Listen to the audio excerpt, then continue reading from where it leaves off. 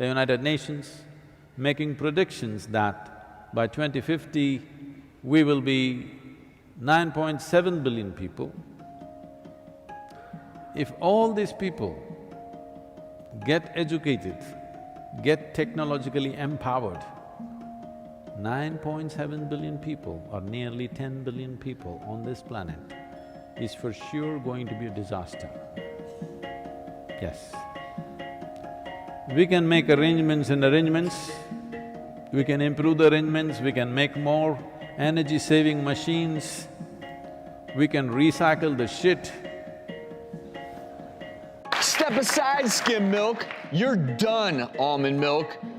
There might be a new milk coming to town and it's about to crawl right into the dairy aisle at the supermarket. Cockroach milk. Scientists are saying cockroach milk could be one of the most nutritious things you can drink. I am not a bigot. I am not a science denier. Cockroach milk is so much more sustainable and nutritious than real milk. I am a good global citizen who gets his recommended daily dosage of vitamin TV. The planet is dying because I exist. The good grown-ups on the TV screen are trying to help us solve this #climate crisis by helping us sterilize ourselves and eat sustainable nutrient-fortified vegan kibble so our sick, sad, dying mommy Earth can feel all better. I'm going to ask my wife's boyfriend if it is socially acceptable to consume cockroach milk as an ethical vegan and animal rights activist. Discovered cockroach milk has 4 times as much protein as cow's milk. 4 times as much. Yes. We can do all this, no matter what we create, no matter how much we strive, whatever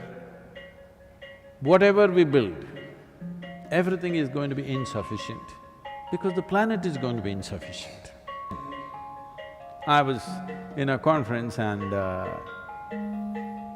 I said, see, unless you reduce the human footprint on the planet, there is no solution for anything. Then they asked me a brilliant question, how do you reduce the human footprint? I said, you have to reduce the number of feet. That's the only way. I am not saying children are bad, they're wonderful, but it's just too many. We as human beings, we are wonderful, but we are too many. We are so many that the insect population is going down. No, it's not a joke, it's very threatening. If the insect population disappears, the planet will be destroyed. Yes, the worms disappear, the planet will be destroyed. If you and me disappear, planet will flourish.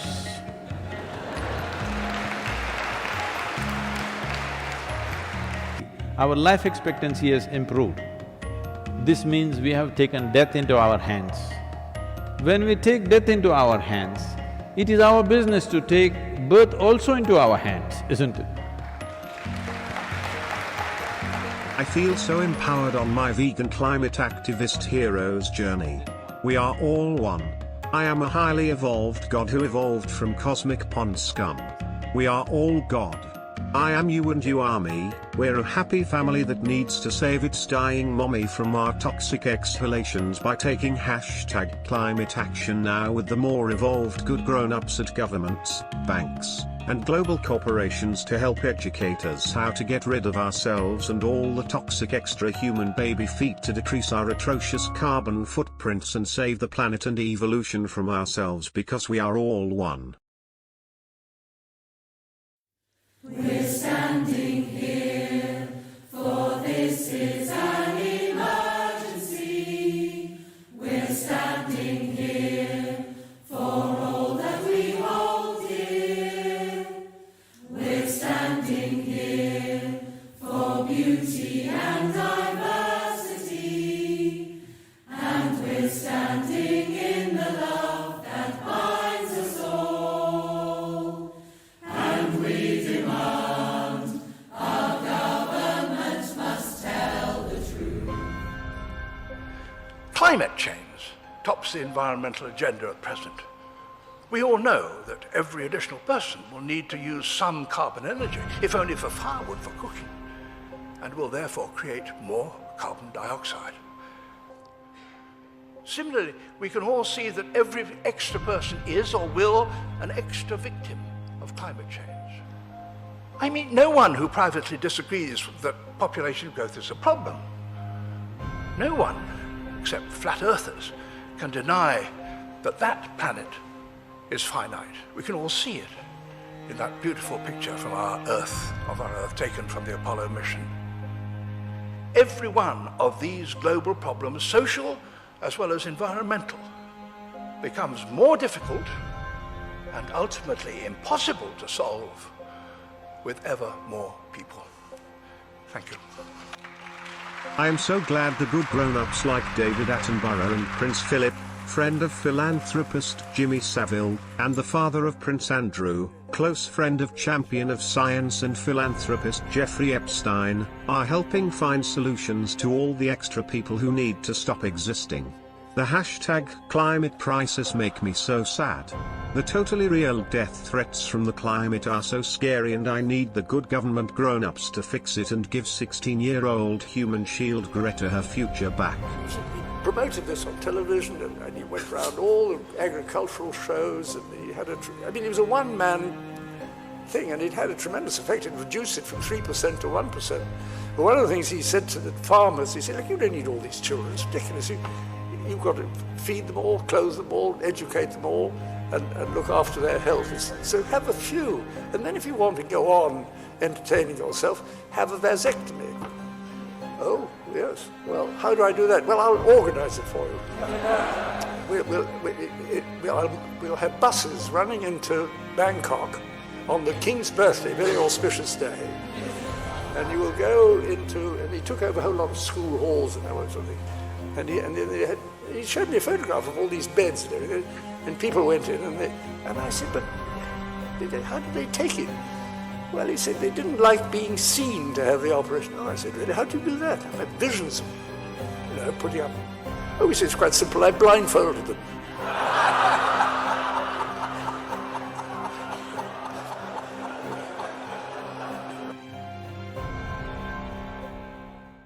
I am so glad that Jimmy Savile's royal friend, Prince Philip, is helping all the extra people to not exist anymore. What vegan birth control method would you recommend? Vasectomy. Hell yeah, baby! You heard me, you heard me, you heard him! Well, get on board. Come on. Yes, I love this guy. Why should the women have to take pills? No. I feel so empowered by the vasectomy I got from Dr. Gregor. We must help governments and media educate more people on the benefits of not having families or property, not eating real meat or animal foods, and living in smart city coffin apartment cubbies. Don't screw the planet! Don't screw the planet! The Earth will be so happy and healthy if we eat sustainable nutrient-fortified vegan smart kibble that the good grown-ups at the transnational banks and corporations share with us. You see, Fred's kids are millennials. They've just surpassed baby boomers to become the largest generation in American history. And they've all been moving back to the cities. But there are only so many houses and cars that can fit in a city. And this is where the sharing economy comes in. We now have these powerful computers, smartphones, in our hands. I love sharing and do not hate science. The good grown-up champions of science like Jeffrey Epstein and his friends Bill Gates and Prince Andrew know what's best for me and the planet. I can't wait for the nice, happy, healthy corporate global technocratic government to ration and share resources with us. I wish I could help poor 16-year-old human shield Greta Thunberg to find a carbon-neutral ride back to Europe from America so she can meddle in the elections over there and save the planet from the extra people causing the totally real and not made-up hashtag climate crisis. That led Greta Thunberg to take to social media to call for help. She said, I've traveled around halfway around the world, but in the wrong way. And now she's looking for a way to cross back in the Atlantic by this COP25 summit now in Madrid. We have tons of time to turn things around. Well, not tons, but enough. Assuming we all act now. Last month, we had an ant problem at my house. going to sound strange, but I felt somewhat in awe of their teamwork. In fact, fire ants are experts at teamwork.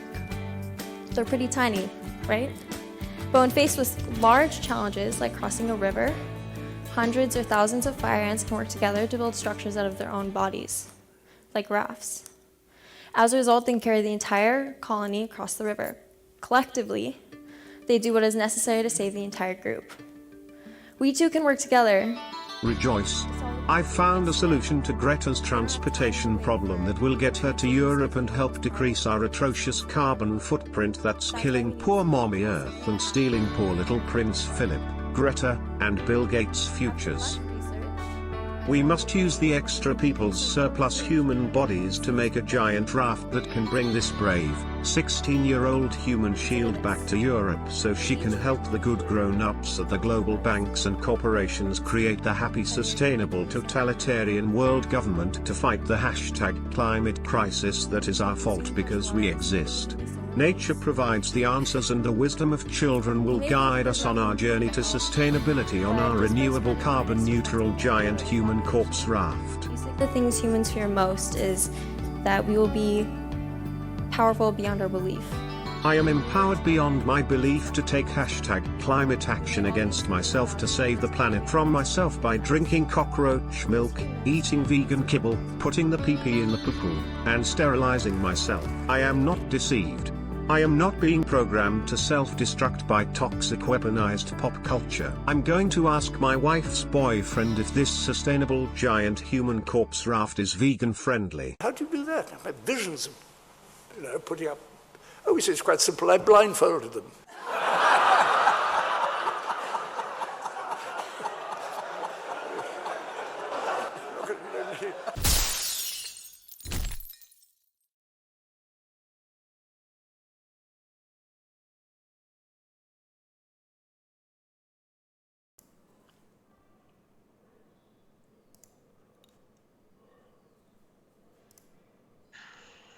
Hello, Comrade Bobby. Greetings from Soviet Ecuador. I am currently in front yard watching to make sure that neighbors are not outside. I have binocular and police telephone number on telephone, so I may call the police and make sure that nobody is going out in sunshine so that the virus will die. If we all just listen to our good fearless leaders in global government and become good global citizens, we will all survive this, comrade. Wishing you very much delicious bat soup, and may your family be blessed by the state and allowed perhaps to open a window and receive your kibble rations from an Amazon International drone. Stay indoors, my friend.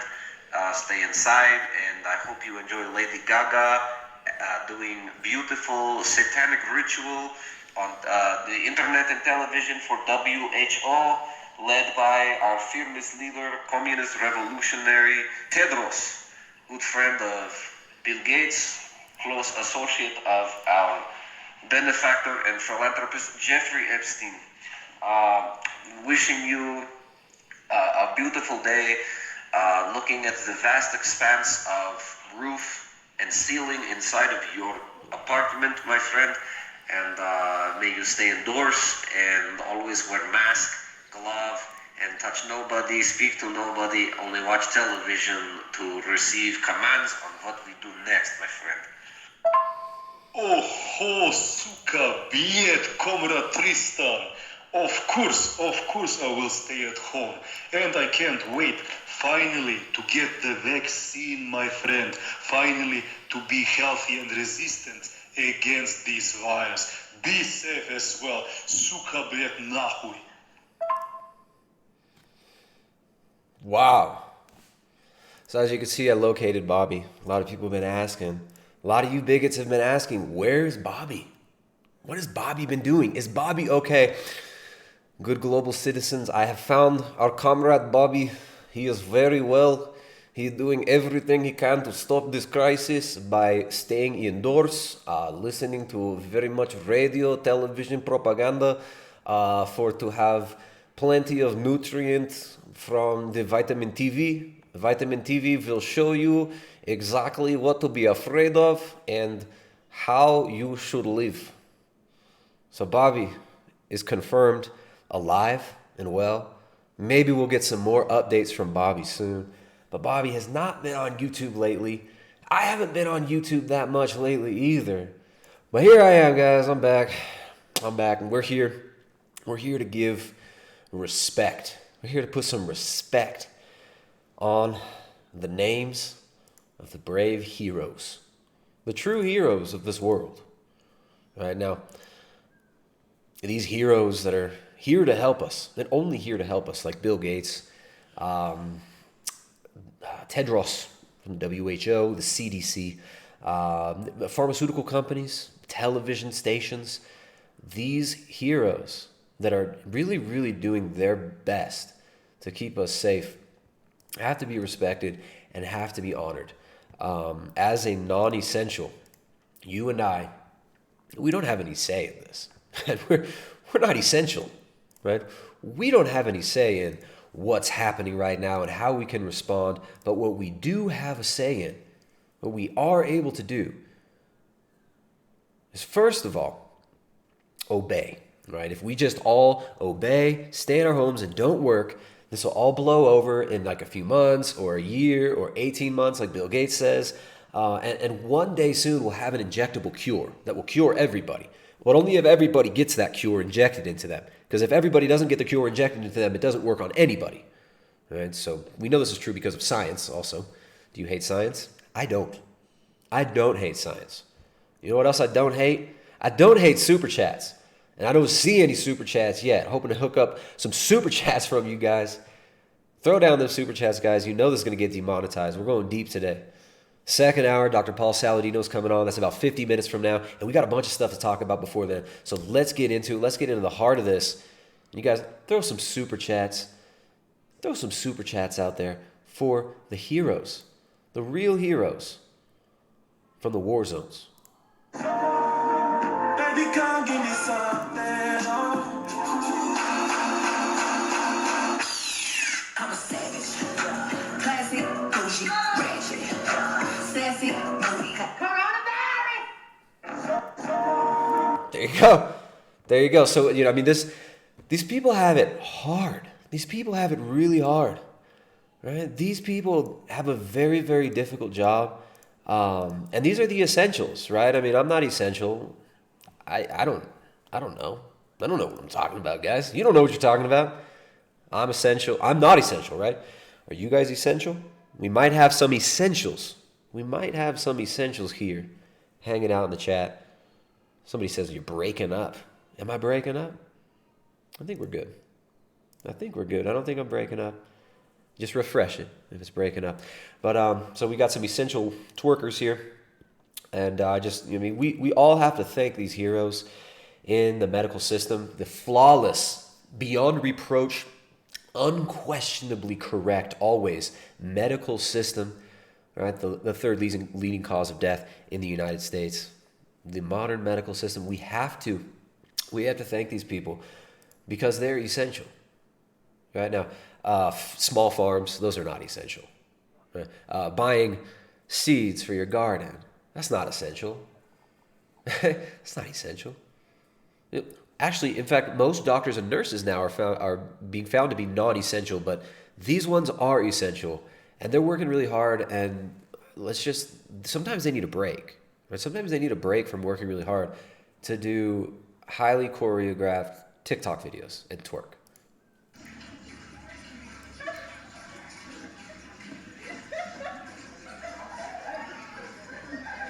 It's horrific scenes, right? Like this is Big booty, what you got a big booty. like we can't work. We can't go to work. We can't leave our houses. Look at this.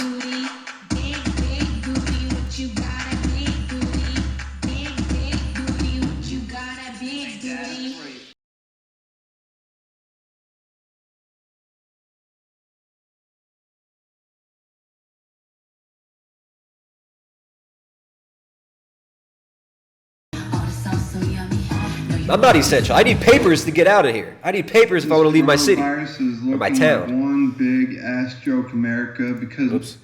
This guy. All right. So those are the essential workers, guys. They're essential. We're not. Right? It's simple. It's simple. Who decides who's essential? The essential people, right? The scientists, obviously. People like Antonio Guterres from the UN. And we have to be careful. We have to be careful, guys, because there is a lot of scary stuff going out there. Like people on the internet are saying things that are not true. I don't know if you guys have heard of this. In the internet, big tech isn't doing enough. The social media companies are not doing enough to make sure that people are getting the truth, right? So we got some super chats. There we go. Some super chads. Sending the super chats. We got Aaron, the big black dude. What's up, man? Sending $5. Here's some government stimulus super chat. There you go. There you go. Giving me that stimulus. Giving me that stimulus. Only my wife can give me the stimulus. Tommy Kelly sends $1.99 in pounds. Thanks, man. Something for the salad fund. There you go. Sending that salad fund. So I want to thank you, you non-essentials, for sending them essential super chats, because you know this is going to get demonetized. You know they always are. All right, so another thing that's been going on, guys, we all need to be aware of, right? Other than the fact that there's essentials out there that are suffering, right? They have it really hard, and they need your support by you staying home. You can't work. Don't go to work. Don't go outside. Shit, don't even open a window. Don't even look out the window, right? You could probably catch something by looking out the window. Don't talk to people. Don't gather in groups. Do not gather in groups. Protesting is a non-essential activity. You guys will have plenty of time to protest as soon as the governments give you all your rights back, which they can't wait to do, right? As soon as they give you all your rights back, you have plenty of time to protest. But for now, we've got to deal with these essential problems, right? So we've got Essential Human Being from UNESCO, started by Julian Huxley, who knew a lot about essential and non-essential people because he was a eugenicist, right? He started UNESCO. UNESCO has retweeted this beautiful, just heartfelt, brave, and stunning speech by the head of the UN. And we're going to check it out now. Wait. Let's see what he's got to say. It's the next one. As the world fights the deadly COVID-19 pandemic, the most challenging crisis we have faced since the Second World War, we are also seeing another epidemic, a dangerous epidemic of misinformation.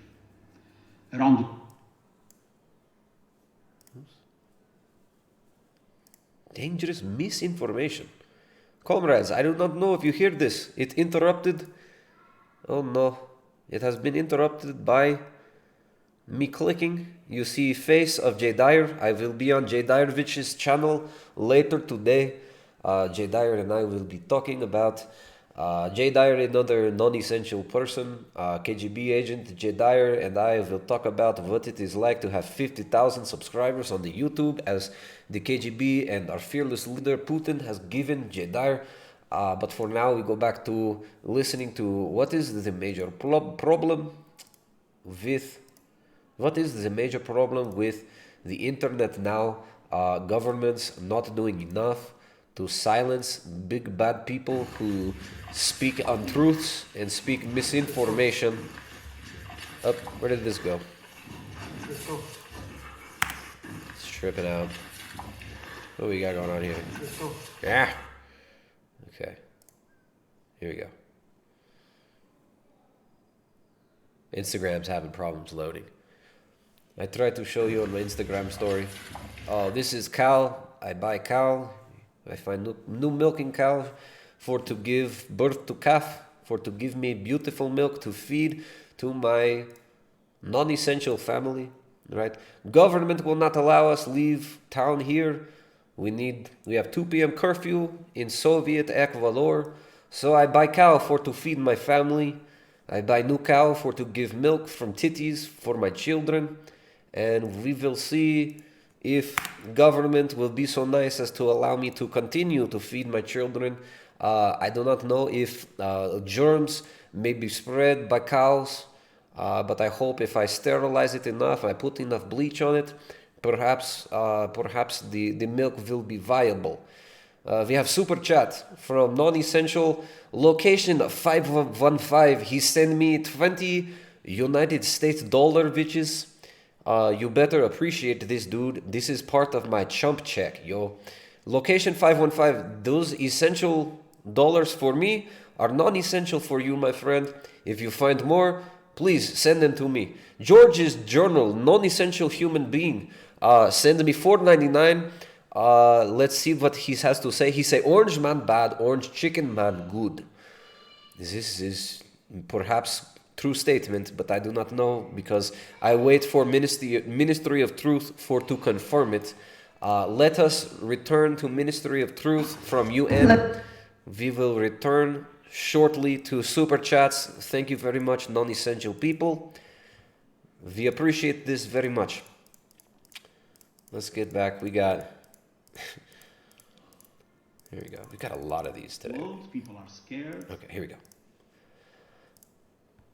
As the world fights the deadly COVID-19 pandemic, the most challenging crisis we have faced since the Second World War, we are also seeing another epidemic, a dangerous epidemic of misinformation. Around the world, people are scared, they want to know what to do and where to turn for advice. This is a time for science and solidarity. Yet the global misinfodemic is spreading. Harmful health advice and snake... Oops. Oh, sorry, I cut off. Good grown up here. Perhaps if we find original on the Twitter. Okay. Chrome is not working very well with Instagram today. So the world must unite against this disease too. And the vaccine is trust. Let's back up. Let's hold it. People are scared. They want to know what to do and where to turn for advice. This is a time for science and solidarity. Science. Yet the global misinfodemic is spreading. Harmful health advice and snake oil solutions are proliferating. Falsehoods are filling the airwaves. Wild conspiracy theories are infecting the internet. Hatred is going viral, stigmatizing and vilifying people and groups. Terrible, right, comrades?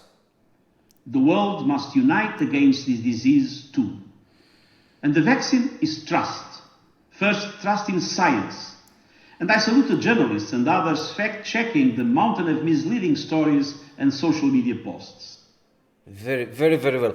I also thank all the beautiful journalists in global media for fact-checking everything. Your anointed ones in global media, they understand where truth comes from because in globalism, we believe that truth is relative and all truth and facts and morality is only relative, but we also believe that it is objectively true, that this is true, therefore it is self-refuting, but we also believe that this objective truth must be determined by the anointed journalists from the large corporations funded by the big banks. And we want to thank all of you for fact-checking and getting rid of non-essential comments. Non-essential comments, there are many people spreading non-essential information, and there are too many non-essential people, as the good grown-up Sadhguru has told us in the beginning of this. So let us continue, comrades. Social media companies must do more to root out hate and harmful assertions about COVID-19. Second, trust in institutions, grounded in responsible, evidence-based governance and leadership. Trust in institutions, comrades. We have to trust the institutions. Which institutions should we trust? Well, I'm guessing he's talking about the UN, right? We got to trust the UN. We have to trust the good grown-ups because they know what is true, right? And you definitely don't question them on social media. That's why I'm here and I have to say these things and that's why I'm so serious when I say that we should trust this guy right here, because you can tell there's just so much conviction and real heart in his words, right?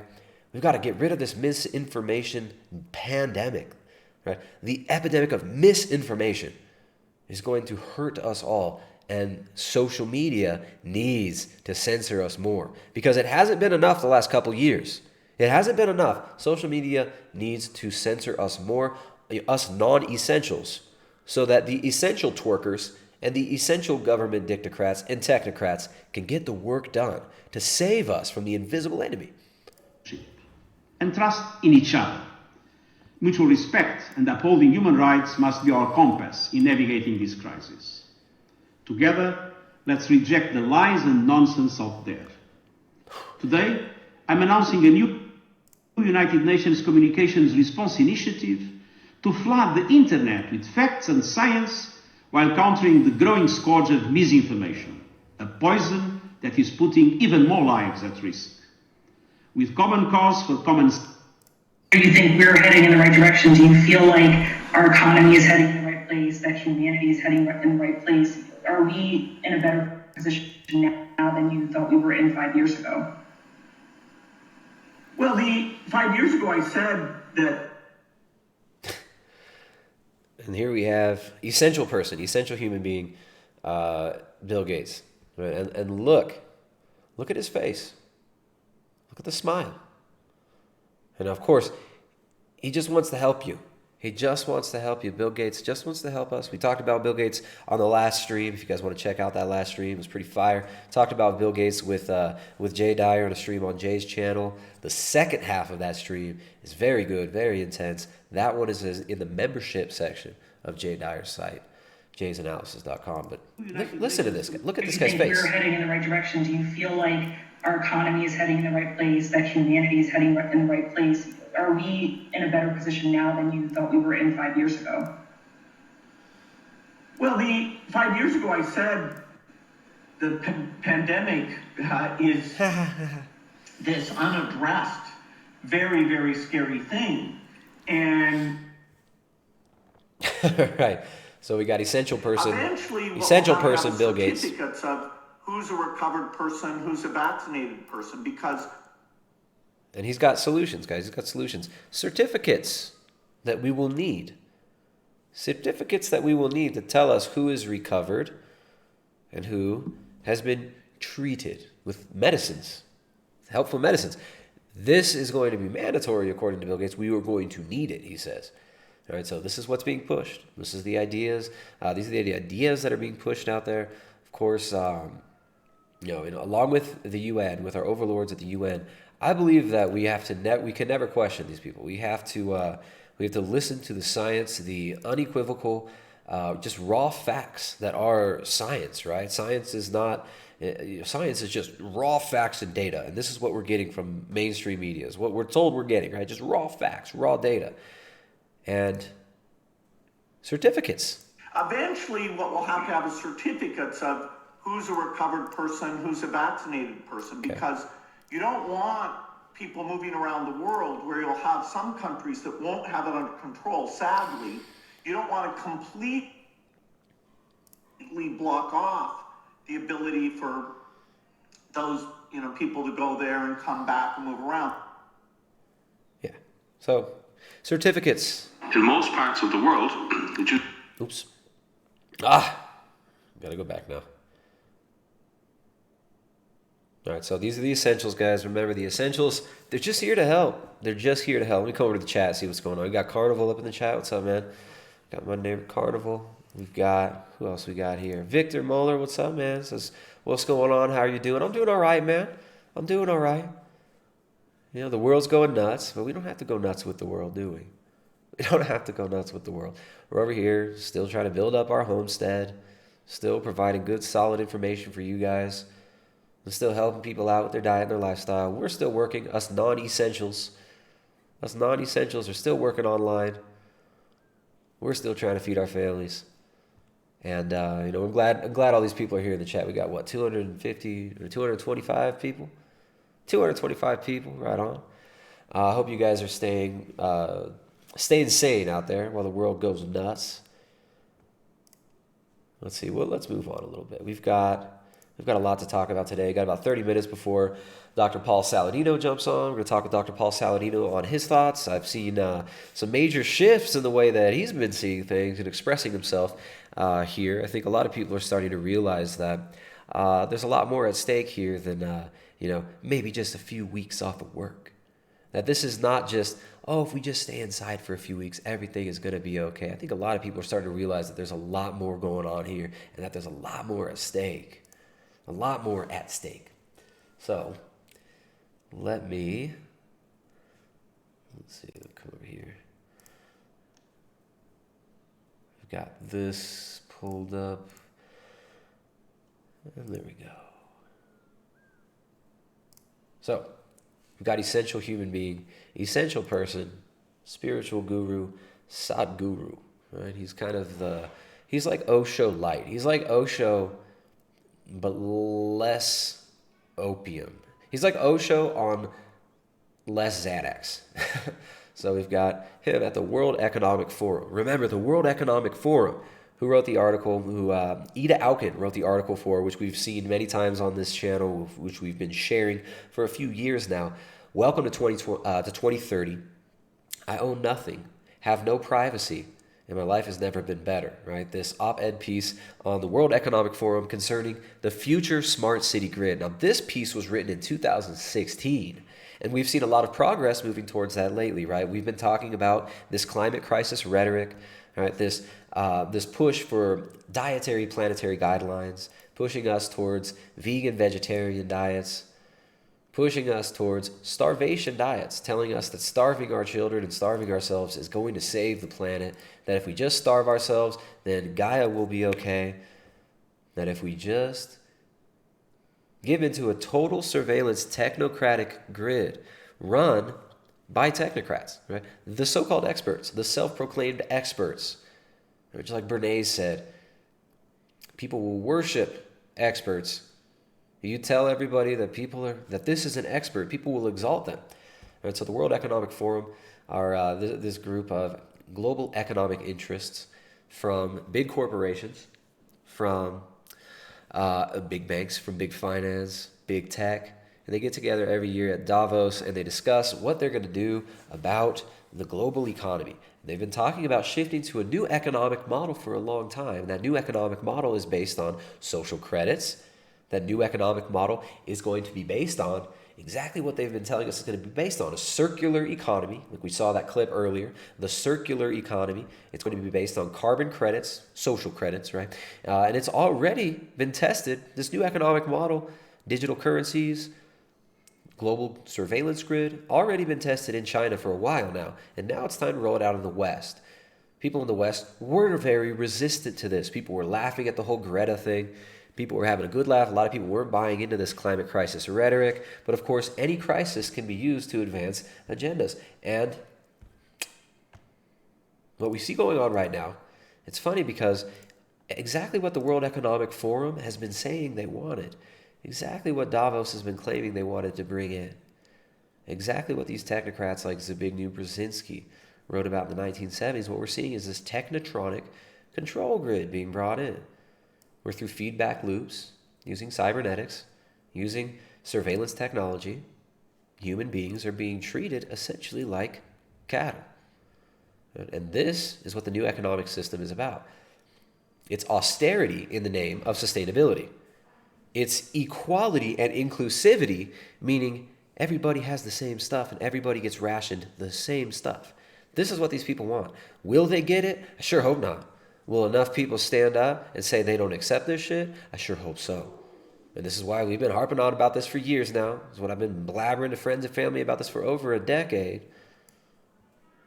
But here we have Sadhguru talking about the World Economic Forum's agenda back in October 2019. And then we're going to look at what he's saying now. Here we go. This is slowly sinking into people. I feel in terms of awareness, substantial work has been done. But now it is time for action. Because if action doesn't happen now, the window of action that we have once we miss that, then what we need to do will be much more and the pain that we will go through as humanity will be much more. People think planet is in peril. No, planet is not in peril. Don't you worry about Mother Earth, she will bounce back. Only human life could become very cruel if we don't handle it now.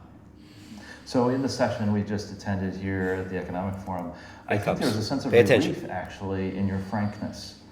You brought up some issues that others are reluctant to bring up. It was a sense of relief that you brought people with your frankness. A sense of relief that your frankness brought. Now, what is it that his message was? What is it that Sadhguru said?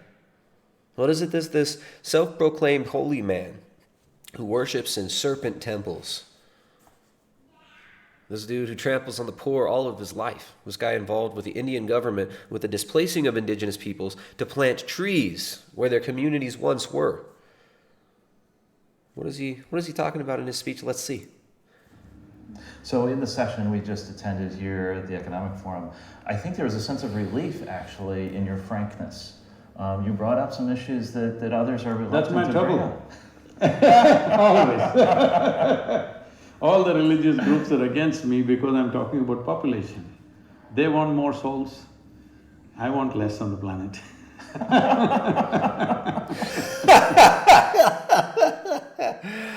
So, the World Economic Forum, everybody. Give a hand to Sadhguru, who says, if the insects die, the planet will be destroyed. If you and I die, the planet will flourish. Sadhguru, the World Economic Forum. Let's hear that again. That's my trouble. Always. All the religious groups are against me because I'm talking about population. They want more souls. I want less on the planet.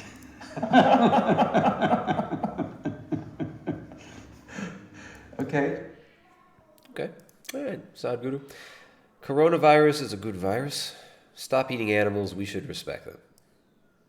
All right, so, of course, Sadhguru thinks that this is great. What's happening is really good. Most of the population, medical fraternity and administration, the political leadership, everybody, boom. I think if we have to rate nations in terms of response, in a democratic nation where you cannot use too much force, I think we've done the best in the world right now.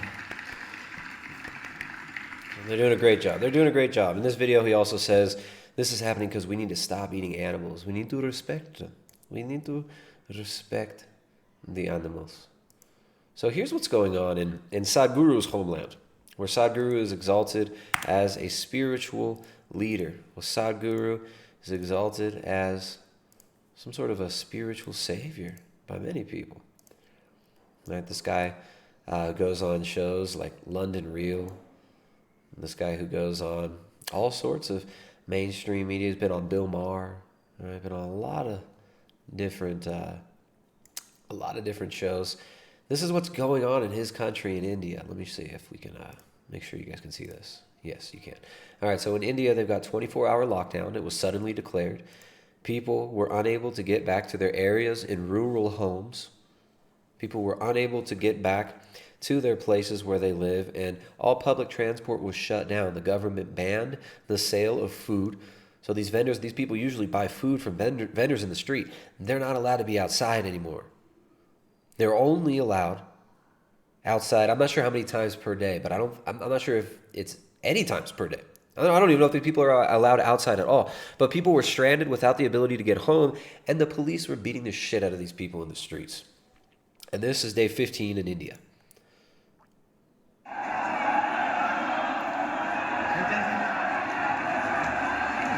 Groceries were asked to reduce their hours. Then vegetables were to be supplied only by Indian government, which came for a day or two and then disappeared. They had killed the supply chain by stopping road traffic. Hundreds of millions are starving. This is India.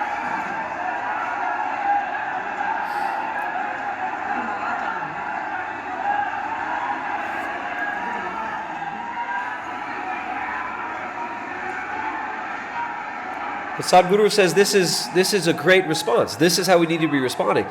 The third world getting shut down results in this. It results in this. These are some of the poorest people in the world. Many of these people basically live in the streets. But Sadhguru says this is good because there have to be less human feet. How do you get rid of your carbon footprint? You get rid of your feet. And the virus will get rid of many feet. But how many feet will the government respond to get rid of? Perhaps many more feet.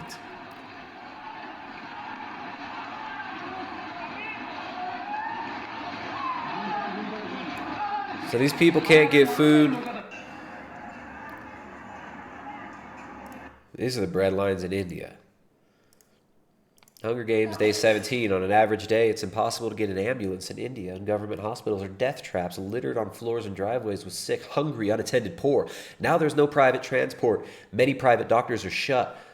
Here's a woman with her dead son. I don't even want to show this video. Because it's horrific, right? But this woman carried her dead kid. Hunger Games in India.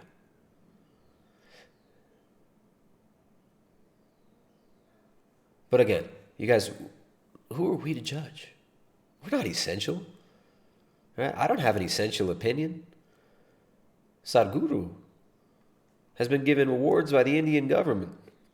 Sadhguru is clearly essential, right? Just like Ellen DeGeneres, clearly essential. But we are not. But we are not.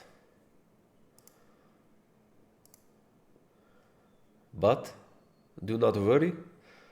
All of the poor people in India, they do not have food because the government does not allow them to transport the food. Sadhguru says people are worse than insects. If the insects die, it is terrible. If the people all die, it is beautiful. Sadhguru will teach you how to cook. People are telling me, Sadhguru, people who ate what I cooked, they're saying, Sadhguru, you must run cooking lessons in this break. In this break, we're taking a break. Look, Sadhguru, we're taking a break. We will take a break. Hundreds, millions of people will take a break. Already malnourished, they take a break from eating and from working so they can pay for food. Just taking a break.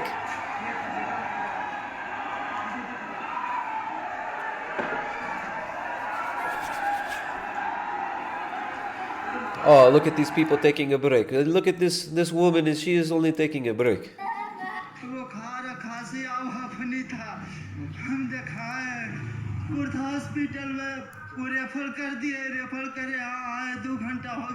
Yeah, I don't want to show this. This is horrific. They're only taking a break. Sadhguru, how can you teach me how to make food while we're taking a break? A mandatory break, indefinitely locked in your home. I'm also thinking that it's like this. There is no signal for what they want to do because they don't know what the hell they want to do.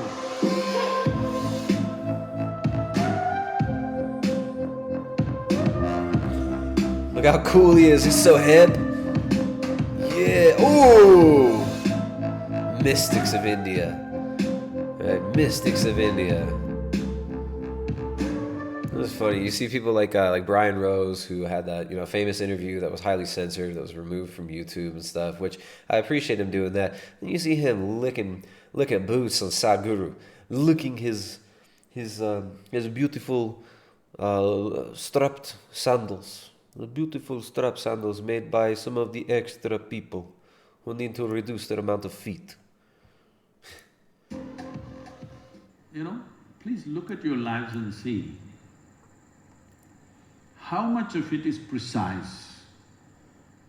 Your thought, your emotion, your action, to what extent is it precise and purposeful? It's all over the place. Oh, all over the place. So what is our purpose, Sadhguru? To reduce the human population, as you were always talking about. All right, so we have Sadhguru. He's also helping plant trees along India's rivers, but he's doing it in a way that may be very counterintuitive to what he claims he's doing. He's also displacing indigenous tribes. Government campaign to plant more trees has sparked a negative response from the indigenous communities of India because they're kicking these people out of their land. They're kicking these people off their land and they're planting trees on it. And because if there are less people, the earth will flourish. And they can just take a break from living on their land. Because we believe that there is reincarnation, you just take a break from living altogether. And you come back. Perhaps you can be a more valuable life than a human baby. Perhaps you'll be a cricket. Perhaps. You did it wrong. What's up? Sending £2. Says thanks for exposing these frauds. Hey, thank you. Thank you for the support. Really appreciate all the support, you guys. You guys keep them super chats coming. We'll keep the streams going. Paul Saladino coming on in 20 minutes. If you guys want, we can stick around after Paul Saladino too. He's gonna come on for a quick 30 minutes or so. We're gonna talk about a little bit of what's been going down with Paul as far as how he's seeing this response. Right, and the question of the day seems to be: is the cure worse than the disease? Is the cure worse than the disease? In India, indigenous tribes clash with government over trees. Oh, the silly indigenous, they just don't know. The Indian government is displacing indigenous people to plant trees. All right, so you got Sadhguru, who's the one who's pushing this stuff. Sadhguru also pushing for the beef ban over in India, right? So as if malnutrition isn't bad enough there, at least some people can still get ruminant meat, right? You can still get mutton in many parts. A lot of people, or most people there, are very, very dependent on dairy foods. But with the World Economic Forum and what they want to push, along with the EAT Commission, the EAT Lancet Commission, they want to push for global planetary dietary guidelines. Planetary dietary guidelines. We're going to talk a little bit about that, perhaps after Saladino comes on, or maybe we'll do another stream tomorrow or the next day, because we got a lot of things to cover this week. As long as we're allowed to be on YouTube, we're going to cover these things. Of course, well within the community guidelines, so that we don't get in too much trouble here, because nothing we've been saying should be violating community guidelines. But if this channel does get reprimanded unjustly, you can find us, probably still find us on Instagram. And you can find us at primaledgehealth.com. And, we do have like a BitChute backup, but nobody looks at stuff there. All right, so we want to thank you guys for the support you give us. Thank you guys for the super chats. Thank you for the people who graciously donate via PayPal. And if you guys do want more, if you want to come to us for coaching very affordably, the best thing to do is become a member of our website. Become a member of primaledgehealth.com. That's how you can get in touch with us and support the work we do. I know I got some members in the chat right now. See several members right here, right now. So you guys become a member of primaledgehealth.com. We're going to do another coaching call Thursday or Friday. Tomorrow or Friday. Next coaching call there. And so here we go. Here's what Sadhguru's got to say about beef bans. And I've seen cows. Here's what he has to say about the ethics and morality of eating meat, rather. The first 10 minutes of this video, he's talking about how we need to ban beef, which the Indian government is apparently moving towards doing. And here is his response to when this girl pushes him on, well, what about the secular world who doesn't worship cows like the people who worship you, Sadhguru? And this is his answer. You are very attached to it and you're in some grief. You're not even with the cow. Cow is somewhere else. But it knows tears are flowing from the cow's eyes. So because it has human emotions, we said you cannot kill this because it is exhibiting human emotion. If you kill it, it amounts to cannibalism. When there is such a sensitivity, if you kill the cow, it's cannibalism, but if you commit infanticide, that's what, reproductive health services, right? Just get that straight, guys. Killing cows, cannibalism. Killing babies, reproductive health services. You say, in front of my house you will slaughter, obviously there is going to be a problem. So in this part of the country there is no such sentiment, so they did not pass the law. I think it's a very sensible thing to do, isn't it? But every doctor in the world is telling you, red meat is the source of every goddamn disease you have, so you better change. And that is not true. Every doctor in the world is telling you, red meat is the source of every goddamn disease you have. Sadhguru, who does not believe in God, who believes he is the God, Sadhguru, you're incorrect, sir. There are plenty of doctors, including Dr. Paul Saladino, who's coming on in a few minutes here, completely disagree. All right, this is not scientific consensus. And just because, even if something was believed by a majority of the people, does that make it true? If the majority of the people have been led to believe something and they believe it is true, does that make it true? Absolutely not. Absolutely not. There's a helicopter.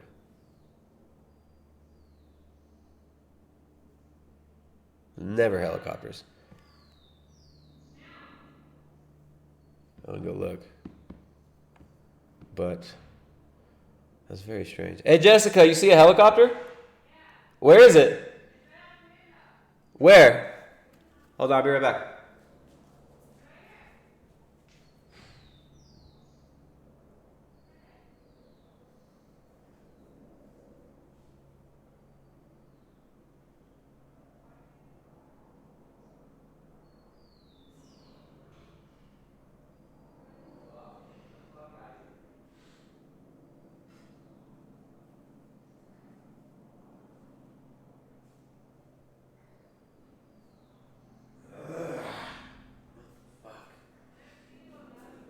Yeah.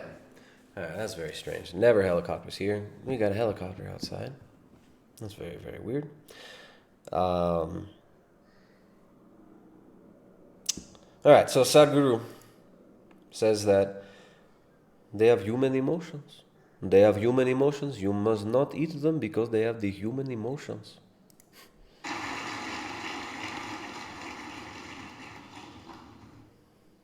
It is not a religion, it's a certain sense of humanity. Humanity finds expression in various kinds of aesthetics. This is our aesthetic. What about the minorities living in those areas, Sadhguru? They can eat whatever else they want. But when it is imposed, the ban is imposed, they cannot. Suppose I like to eat you. You deny me my food. I enjoy human flesh. How can you pass a law against it, I'm asking? Hello? There is a law already that you cannot eat humans, but there is already a law that you can't eat a cow. The question is about passing of the law itself. No. I'm saying, see, you cannot eat a human being. Why? Because it's a human being. Now, we drank the milk of the cow, we have shared emotions with the cow. We don't see it as separate, because in the villages, the cow lives in your house. There is no… Okay, so because you can't eat a human being, you can't eat a cow, says Sadhguru. So there's the vegan logic again, right? This materialist worldview that these people propose, completely nonsensical. Right? This, we're all one, but it's not okay for us to eat animals, yet it's okay for other animals to eat animals. Very, very strange. Very, very strange. But, this is the logic that he gives. So that, I don't know, that was really weird. Guys, sorry to interrupt the chat there. There are never helicopters here, even when there's, there might be like, if there's a crazy fire that's actually messing with people's homes, that's threatening to burn down their homes, they never send helicopters to put these fires out. We just had a helicopter fly. It's probably, maybe it's going to Zamora. Maybe it's flying supplies to Zamora from Catamayo, because Zamora is the other side of these mountains. But really, really strange to see a helicopter here. We never see them, and it's pretty annoying to see that this failed state government that can't even supposedly that can't even get its shit together and have a decent medical system that can even handle the normal load of patients. They've got the money to send helicopters out, flying all around, and we can't leave our houses after 2 p.m. because there's a curfew. 2 p.m. curfew. All right, so I'm pissed. But let's see. I think I saw a super chat there. Let me read that super chat. I want to thank you guys for supporting the stream. We got Honest AF. Thanks a lot. Sending those Canadians. Sending 5 Canadians. She didn't even say anything. She's being nice. You did it wrong. Says thanks for exposing these frauds. I think I read that one earlier. I think I just double read it. But thanks a lot, you guys. Thank you, ladies and gentlemen, for supporting the stream here. So, anyway, Sadhguru, right? Sad little man, Sadhguru. He's going to save the world. He's going to save the world because he is essential. He is essential. All the while, when these people in India are starving, hundreds of millions of people out in the streets can't get food, everybody in the world locked down. Right? Everybody's right to address their government, to protest, removed. Right? Nobody's allowed to protest anywhere. These are protests, you guys, I'm not sure if you saw, but in Raleigh, North Carolina, it was declared that protesting, that's a non-essential activity. That's a non-essential activity, all you non-essentials. Protesting is non-essential. You know what else is non-essential? Apparently us eating. is also non-essential. Small family farms seem to be non-essential. Small businesses, the middle class, normal working people, and even most nurses who are being sent home because the hospitals are empty. Most people are non-essential.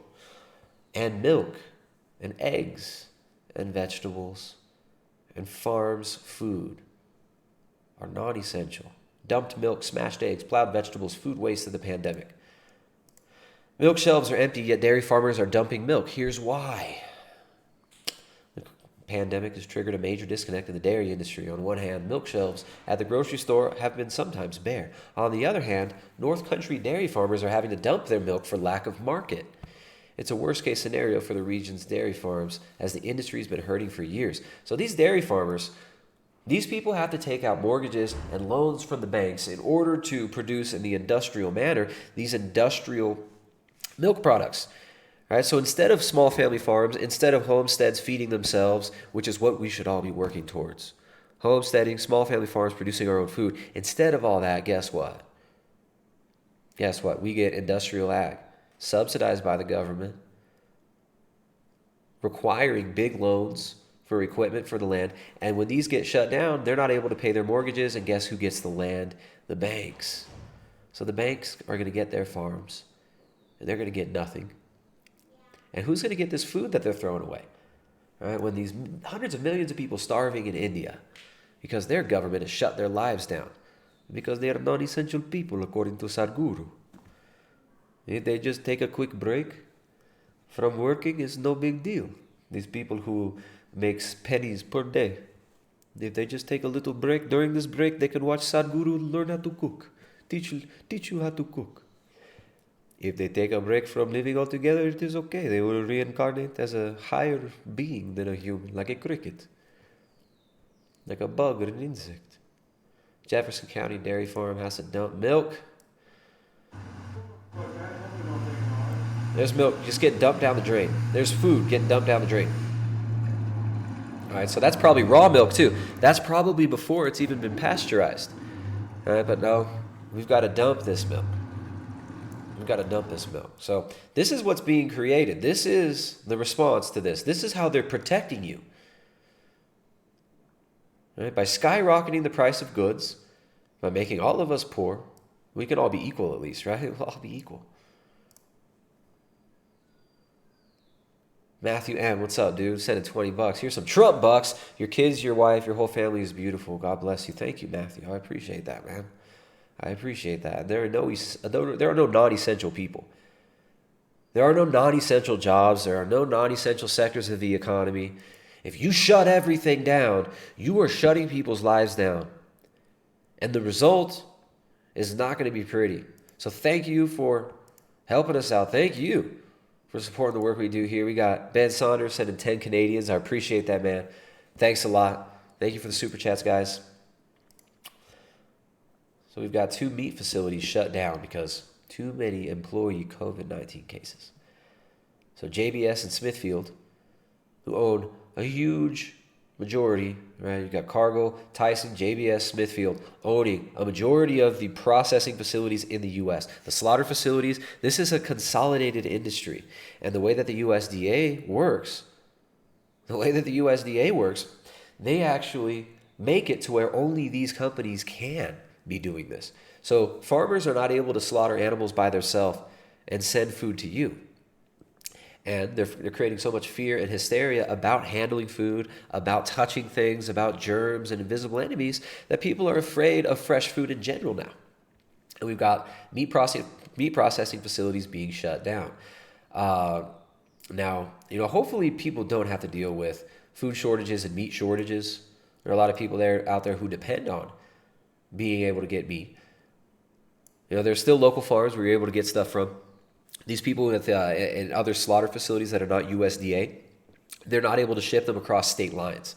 So hopefully we can see maybe some legal changes that will actually allow people to get food and not create massive food shortages like you're seeing in India, like you're going to see in many places in the third world where people are being shut down and terrorized by governments. Smithfield coronavirus shutdown concerns shortage-wary meat industry. More people have been buying meat and poultry amid the pandemic? Yes, of course they have, because those are the real foods that we need. Animal foods are the only foods that we require. Animal foods are the only foods that we require.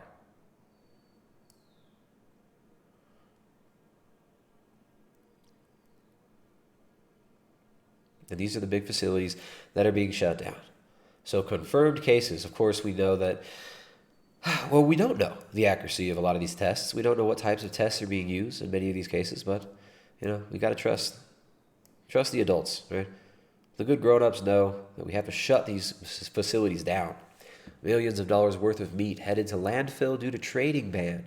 Millions of dollars worth of chilled meat may be headed to landfill if independent butchers are not allowed to reopen within the next 5 days. And this is in Australia, or New Zealand. Australia or New Zealand? No, the Aussie Butcher. So there you go. Australia. It's a New Zealand news site. So throwing away meat, throwing away milk. Okay, we've got, what is this? Lehigh Valley Live. Saying the time to protest shutdowns is before they lead to food shortages. In this article. But of course, you guys don't protest, though, people. You can't protest because protesting is non-essential, right? You could be breaking social distancing rules if you give somebody food. You see this guy giving this man food? He's not giving him food. He's attacking him. He's assaulting him with the germs. Right? So hopefully, maybe he bleached that food. Maybe he dipped the bag in bleach. Clear, concise information has never been more important, says Vox. You can't make fun of Vox too much, so they'll just get you removed from YouTube. But they say there may be more coronavirus food shortages around the corner. So we've got these facilities shutting down, and the supply line being very, quote, brittle, which Thomas Massey says, this could create food shortages in weeks. Right? This is why local food production is so crucial. This is why supporting your local farms is so important. You can usually get food. If you go to your local farms, you can get food at a better price than you're getting in supermarkets. And if you do group buys, you could buy half a cow, you could buy a quarter of a cow, and get very, very good prices on these things. Or you can produce your own food, right? Very, very important that we start working towards producing our own food as well. Not everybody can do it. Most everybody can have chickens. You don't need a lot of land to produce a small amount of food, a good amount of food, rather, for your family. Chickens are a good place to start. Of course, you'll have to stock up on some feed, just in case there's feed shortages temporarily because of supply line disruptions. Right? But this is a good idea, getting into homesteading. We've got a lot of people in our membership forum. If you guys want to support the work we do, by the way, become a member at primaledgehealth.com. primaledgehealth.com/membership. We've got a lot of people who are actually moving towards homesteading in there. One really cool family who actually is right now moving into their family land, which is farmland, to start homesteading. So it's important, producing our own food, supporting local food producers. Metal Vault, there you go. What's up, Metal Vault? Sending a nice super chat, sends $20. There's another 20. Take good care of yourself and family in these strange times. Hey, we're doing our best, man. I appreciate the support. Really appreciate the support, dude.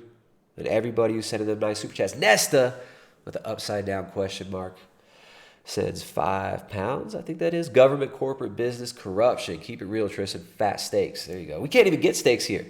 I can't get steaks because the steaks we used to get were from a butcher friend that lives about 5 mountains that way. And I can't go there because I don't have papers. I don't have papers because we're being protected. Location 515, $20 says, where's the Greg Judy, bro? Huh? There you go, Greg Judy. That's what's up. You guys want to learn a little bit about how to produce your own food? Produce a good amount of good ruminant animal food on a small amount of land with very minimal input. Check out Greg Judy. He has great stuff. If you want to learn about chickens, good place to start. Justin Rhodes. Is it Justin Rhodes? What's his last name? Is it Rhodes? I'm sorry. Brain fart. I think it's Justin Rhodes. Check out Justin Rhodes' YouTube channel.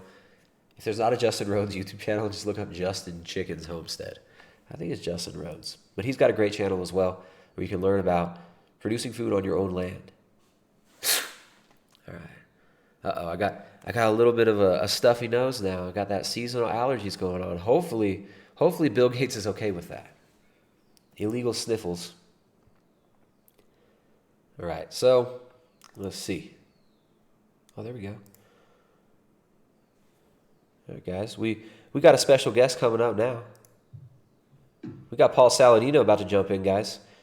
Paul's muted. What's up? What's up, dude? You're muted right now. Let me just... sound? Yeah, can you hear me? There we go. You hear me? Yeah. All right. Yeah. Let me transition over here. We're talking about food shortages. We're talking about supply line disruptions. But the best thing you guys can do right now as far as the supply line disruptions, get in touch with local farmers. Get into homesteading. Start looking at producing your own food and support your local producers. This is why regenerative agriculture is so important. Paul, I don't think you'll need to wear headphones. I think if I just wear headphones, it could be good. And let's come over here. All right, they can't hear you yet. All right, guys, we're about to go live with Paul Saladino, Dr. Paul Saladino, MD. He is carnivore proponent, medical heretic, and he's always really fun to talk to. He's got a great perspective, and let me just figure out my transition here. There we go. How do I get rid of that? Close. All right. And we're live with Dr. Paul Saladino, coming at you from California. What's up, Paul? Nice to see you, dude. It's good to be here for a little bit. Share some thoughts. Yeah, man. Yeah, Paul's taking a break from house arrest to come over and talk to us about what's going on in his world. I saw a Twitter thread from Paul, Dr. Saladino over here, and it seemed like some people were getting a little bit upset with what Paul had to say. Do you want to go ahead and talk about your tweet that you made that caused this stir? Yeah, so I think that we're all in the midst of this coronavirus epidemic, and we're all trying to make sense of it. And I'll start by saying that most people who are watching this may know me. They can find me at carnivoremd.com. I wrote a book, The Carnivore Code. I'm a proponent of the carnivore diet, animal-based diets. And I'm a doctor, and I did residency at the University of Washington, and I've studied nutrition extensively, but I'm not an epidemiologist, and I'm not an immunologist. And I think that in the case of coronavirus, a novel infection, we're all self-taught. In the case of diet and nutrition, we're all self-taught.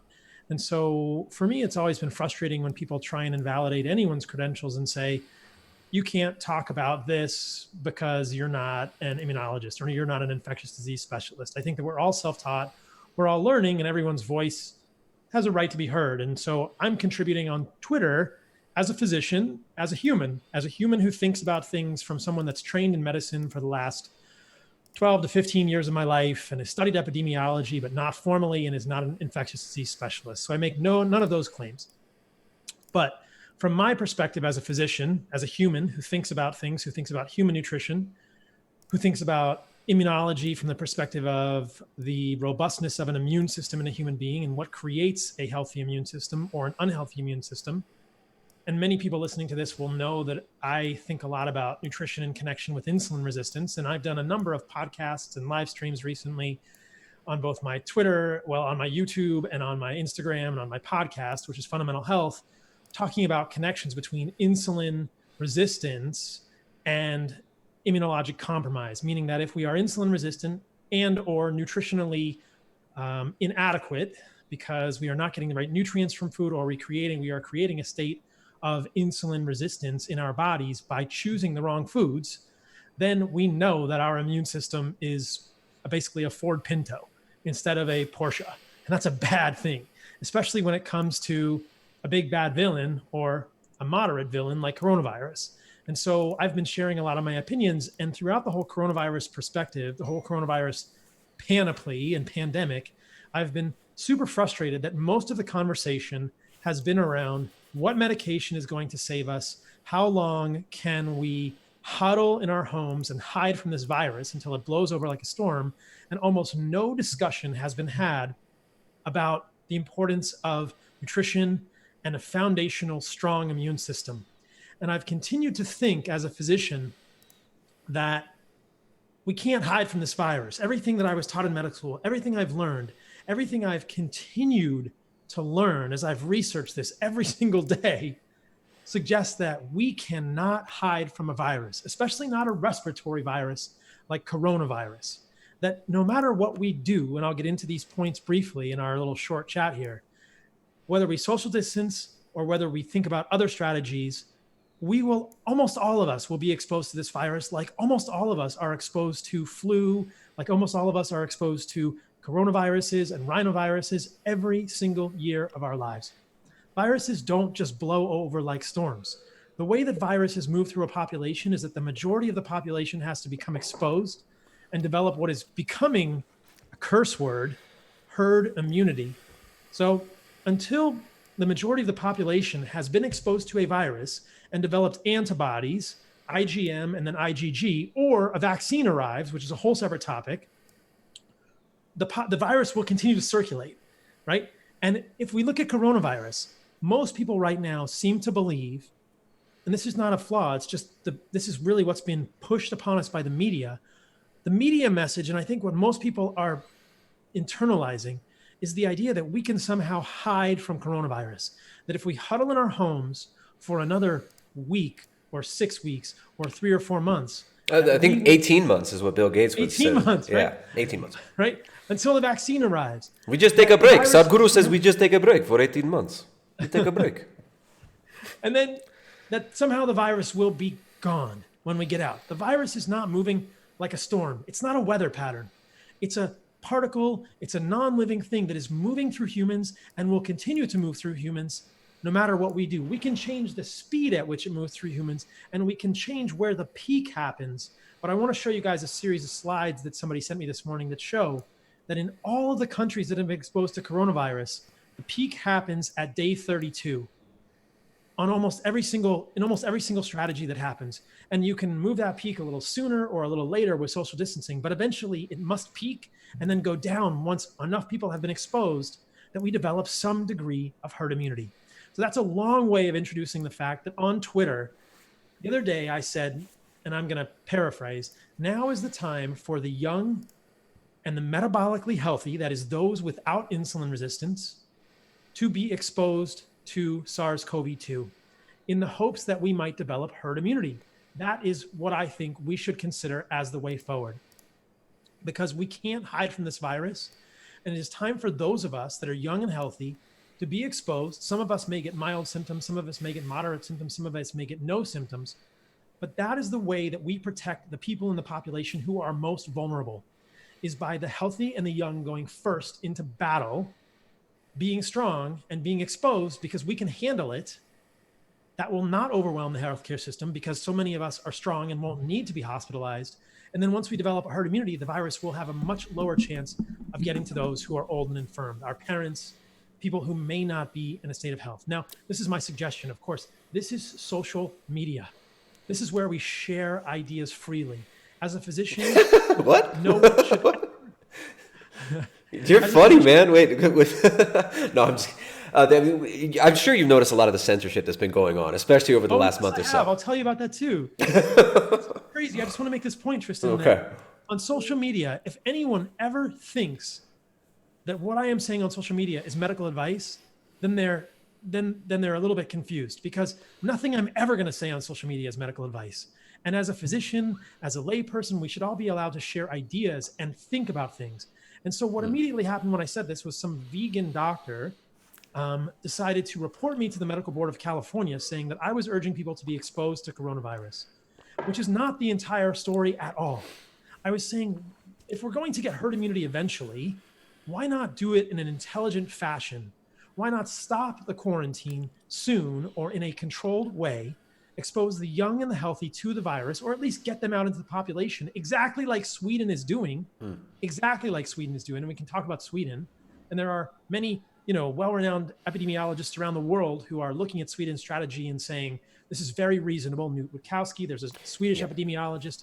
There are all sorts of people who are suggesting this is a reasonable thing, who are formally trained in epidemiology, right? So all I was saying is, why don't we consider that strategy rather than hiding from this virus? Everyone listening to this knows that this is not money for lives. This is lives for lives. Every day that we keep economies shut down in Ecuador, in the United States, there are lives being lost economically over the next 5 to 6 years. Absolutely. Yeah, we were just talking about India and showing how hundreds of millions of people are starving there.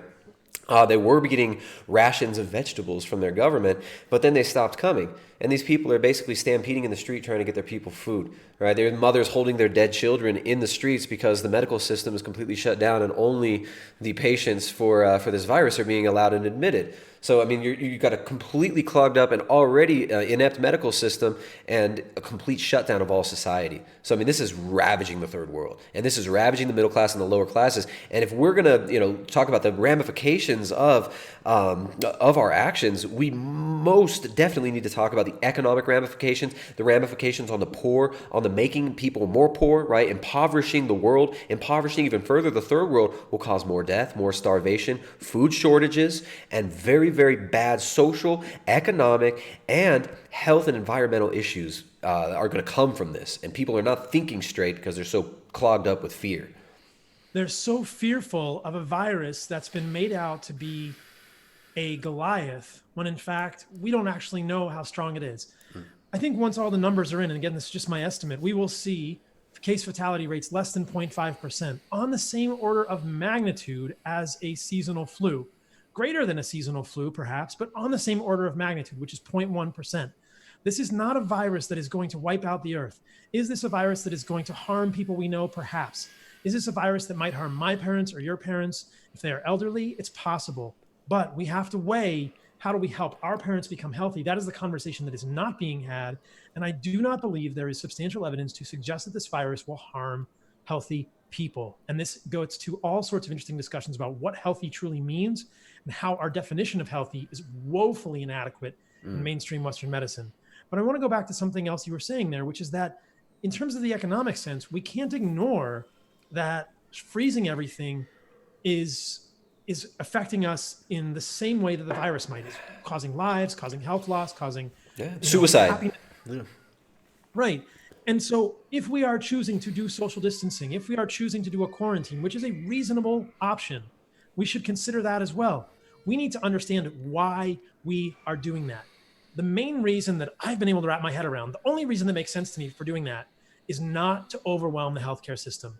Because we need to remember, if most experts agree, and I believe most of them do, that no matter what we do, whether quarantine and then open the quarantine, or do something like what Sweden is doing with a more nuanced strategy, the same number of people will be exposed eventually. The area under the curve is the same for both of those scenarios. Then if the same number of people are exposed eventually, the fatality rate will be essentially the same. The same number of people may die tragically, but the benefits to what we are doing are to not overwhelm the healthcare system. So if the healthcare system can handle it, shouldn't we ease the distancing? Shouldn't we ease the quarantine and allow the economy to come back? Because there is a side effect to what we are doing, and that is the huge economic loss. And that is not money for lives, that is lives for lives. There's food rotting in the fields, in the United States. Everywhere. It's happening here too. So in Ambato, where it's like one of the biggest agricultural production regions of Ecuador, you've got fruit rotting on the vine. You've got people that are afraid to bring that fruit to market. Everybody is so freaked out and so afraid that nobody's working. And it's illegal to work. It's illegal to move things around. You need papers to work. You need papers to move around. You need papers to move freely. Nobody can move freely. You need papers to go through checkpoints. It's absolutely ridiculous. But Paul, if we were to ease the restrictions, if the quarantines, house arrest was lifted, if global house arrest is lifted, and we allow people to go to work, and people aren't as afraid anymore, then how will we bring in total surveillance of all of our biology and total surveillance and tracking of all of our movement and bring in this dystopian Orwellian 1984 Brave New World nightmare that we're seeing talked about now? How will we do that without this threat? This is a scary part, is the tracking and the control. Because we're not even talking about just tracking. We're talking about biological tracking, like eugenics type tracking of your DNA. We're talking about swabbing everybody constantly, getting antibody tests constantly. And while I'm seeing a lot of talk, and this concerns me, and I want to hear your thoughts on this. I'm seeing a lot of talk about, well, if we can all get antibody tests, we can see how much people are really affected by this. But what worries me is the precedent being set for more antibody tests consistently all the time, right? And we know that that could lead to, and this has led to, this sort of obsessive, testing in the past, and these restrictive government measures have led to atrocities. And I can see this very slippery slope ahead of people being mandatorily tested, mandatorily treated with things that maybe they don't believe would be good for them. It's a little scary. It's a little scary. I mean, I think that antibody testing will be a step in the right direction for many of us from a numbers perspective, because we will understand how many have been exposed. And I think we will quickly learn that much more of the population has been exposed than we believe, which expands the denominator of the fatality rate. And we will see that the fatality rate comes down, down, down.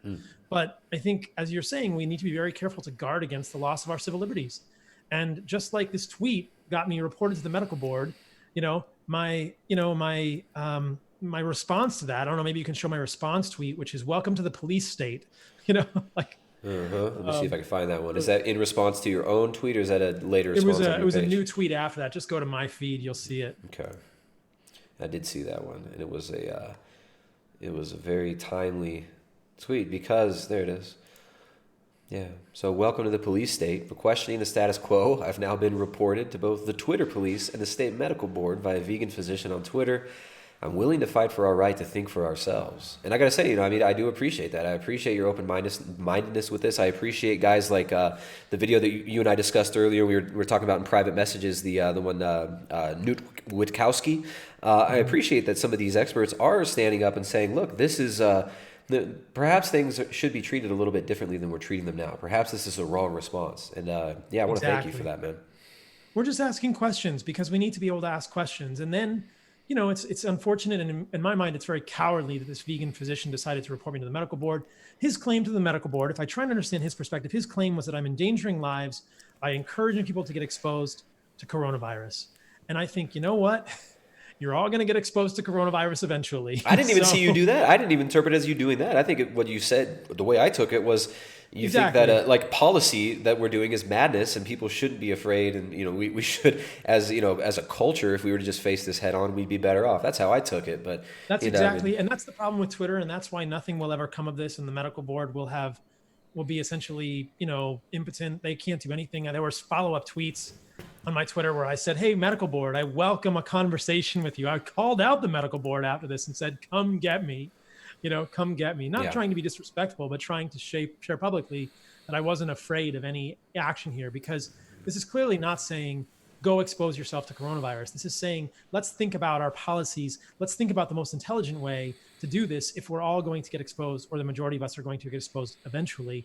And my intention was to say, what if I can protect my parents? What if you can protect the vulnerable people in your family by having the healthy people get exposed first? Obviously, not if you live with them and you can spread it to them, but there's a conversation to be had here, and there's a real backlash against people questioning the status quo right now. And I think that there are many people who are more well-versed in this than I, who are more schooled in epidemiology and virology and immunology, who are saying the same thing, which gives me some sort of, encouragement. Another thing I just want to point out is that a lot of people debate the current paradigm of coronavirus spread.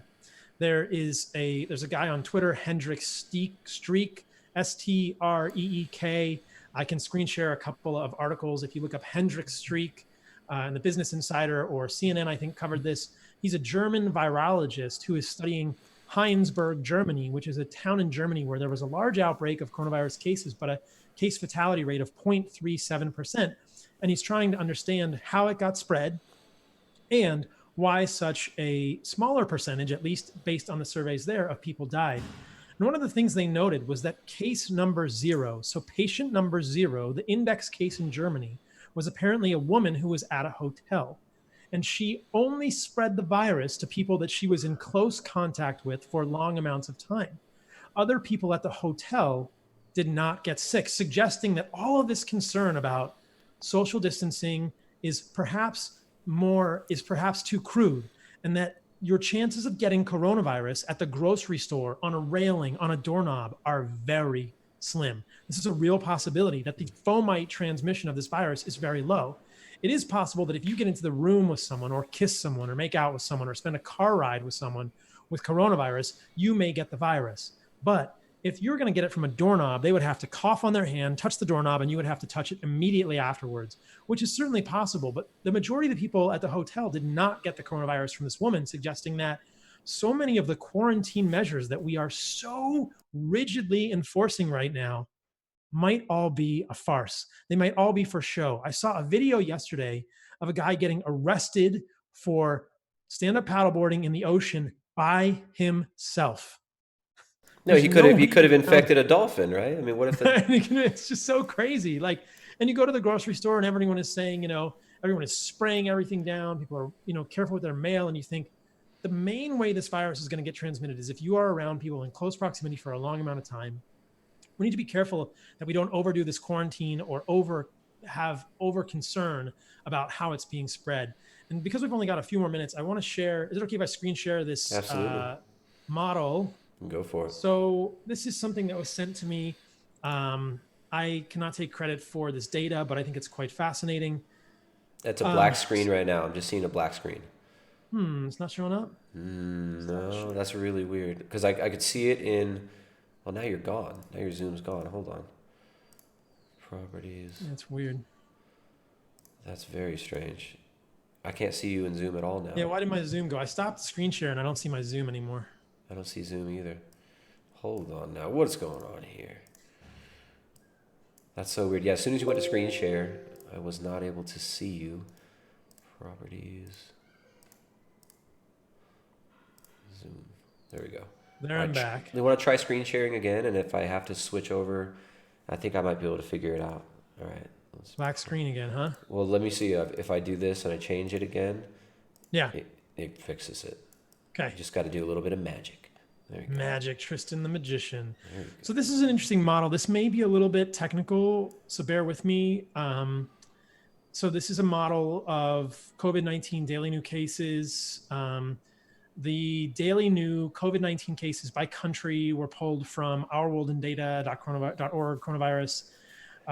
In this model, 6 European countries were used to plot the data from February the 15th, 2020 going forward. This looks like garbage, but I'll try and walk people through it. France, Spain, Italy, Switzerland, Germany, and Norway. So all of these countries had a little bit different approach to how they did it. Germany, of course, is famous for having a much smaller incidence and a very low death rate, but you can see Germany's in the green, Italy is in the gray, Spain is in the orange, etc. So all of these countries did social distancing a little bit differently.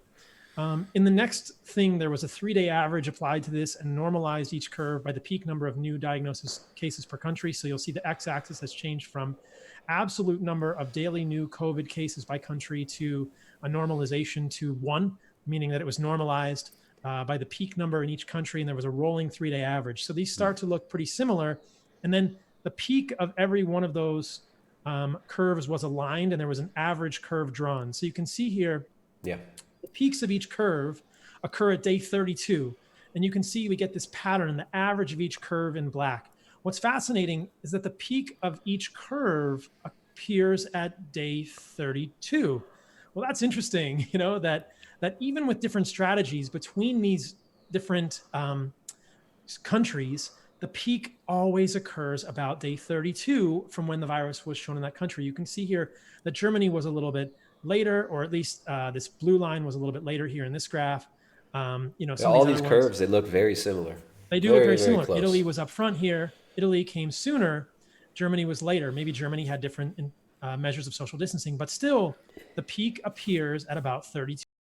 So here it is, the peak appears at about 32 days. Now, you can do a little bit more fancy math, exponential fit to average the curve to the peak, model final, and then you can test the model on other world data. So you can use real world average curve for the downslope of the model, USA projection with the USA actuals.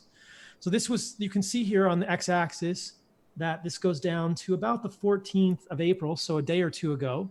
And you can see here is the actual US curve. Here is the predicted US curve.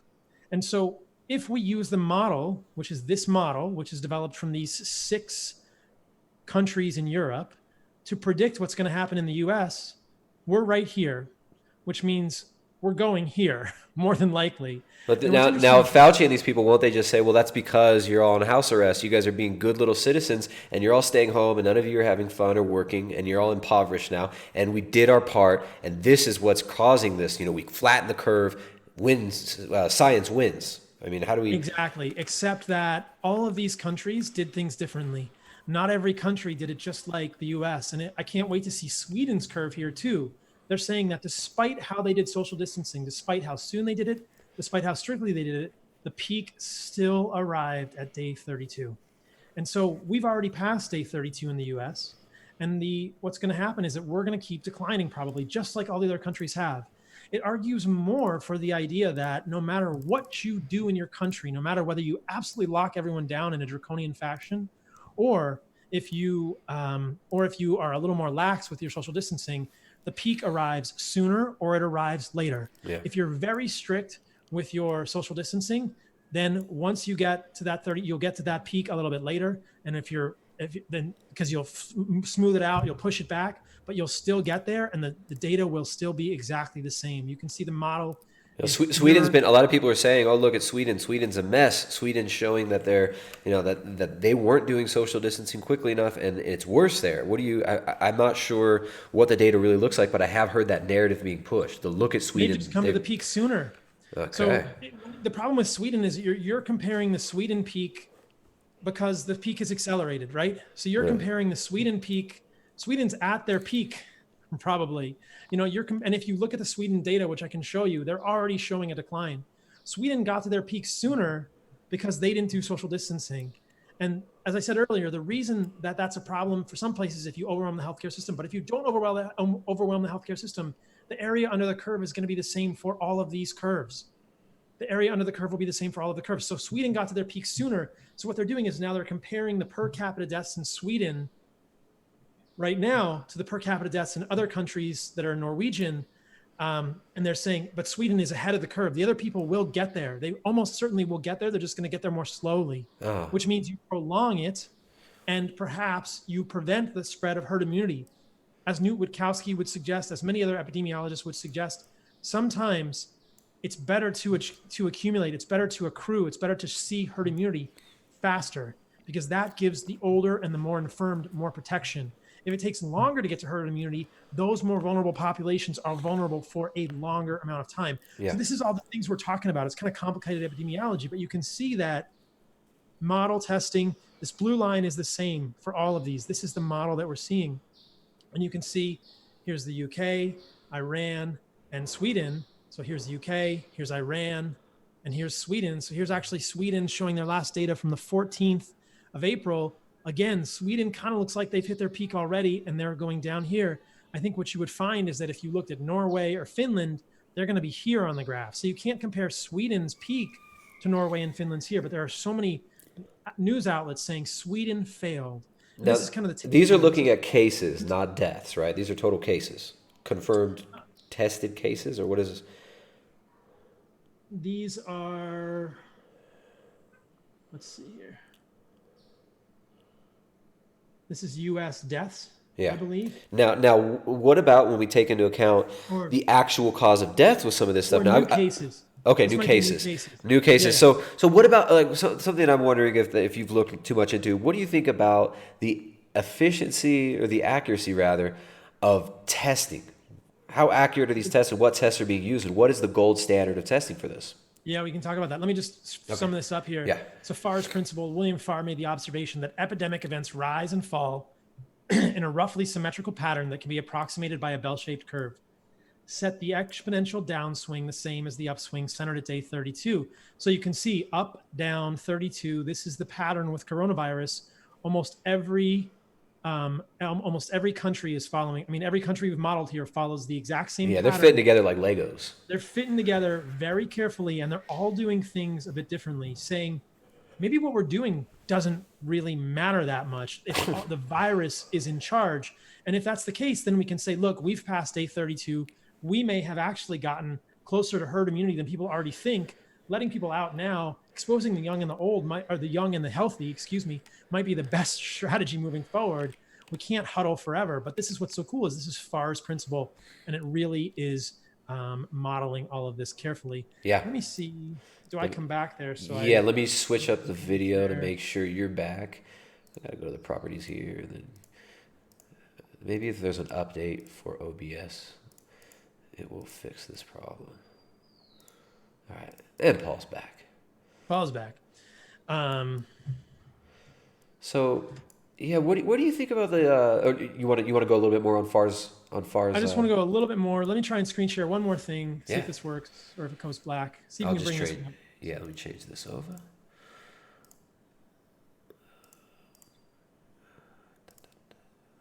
Here we go. So you can look at Worldometer, Sweden, 11,000 coronavirus cases, 1,200 deaths, recovered 381.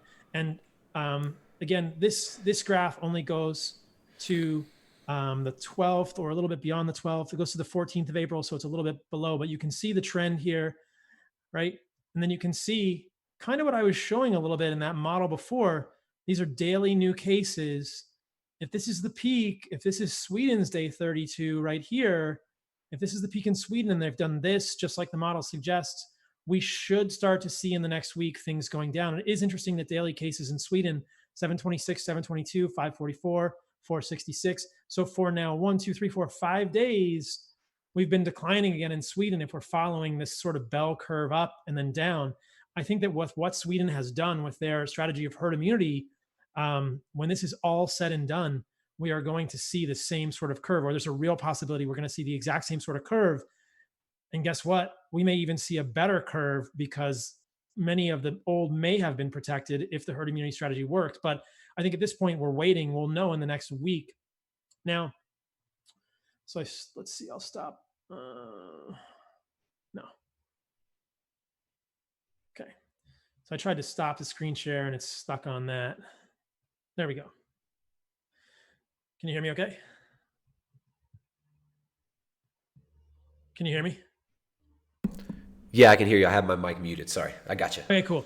So I think that the only other thing I'll say here is that all of the praise of social distancing, I think, is premature, and I think is probably not taking into account the way that other countries have looked, even when they haven't done as much. It will be very interesting to look at Sweden. And of course, now that we've done social distancing and we've done the quarantine, and there are more than 10 million people who are jobless, and there will be thousands who are homeless, everyone can only celebrate this as a great benefit. We saved millions of lives. And in fact, that is all complete conjecture because we cannot know. And these models, I think, would suggest that perhaps in the US, we may have seen a sooner peak, which may have been problematic in New York and cities from a hospital perspective. But were they really overwhelmed? That's always an interesting question. I know I'm a non-essential, so I can't ask questions. And Google, forgive me, Bill Gates, forgive me. But were those hospitals even overwhelmed? Because we're seeing essential twerkers making TikTok videos in a lot of these places, and it's hard to tell. I'm seeing nurses telling me that they're getting put on furlough and that their hospitals are empty all over the place. It seems like some areas might be packed, but do we know what the capacity was in the worst places in New York? I don't have that data. I think that there were many hospitals in New York that got pretty full, but as many have pointed out, the hospitals in New York were already burdened and overburdened before this, and funding for many of those hospitals was cut years ago.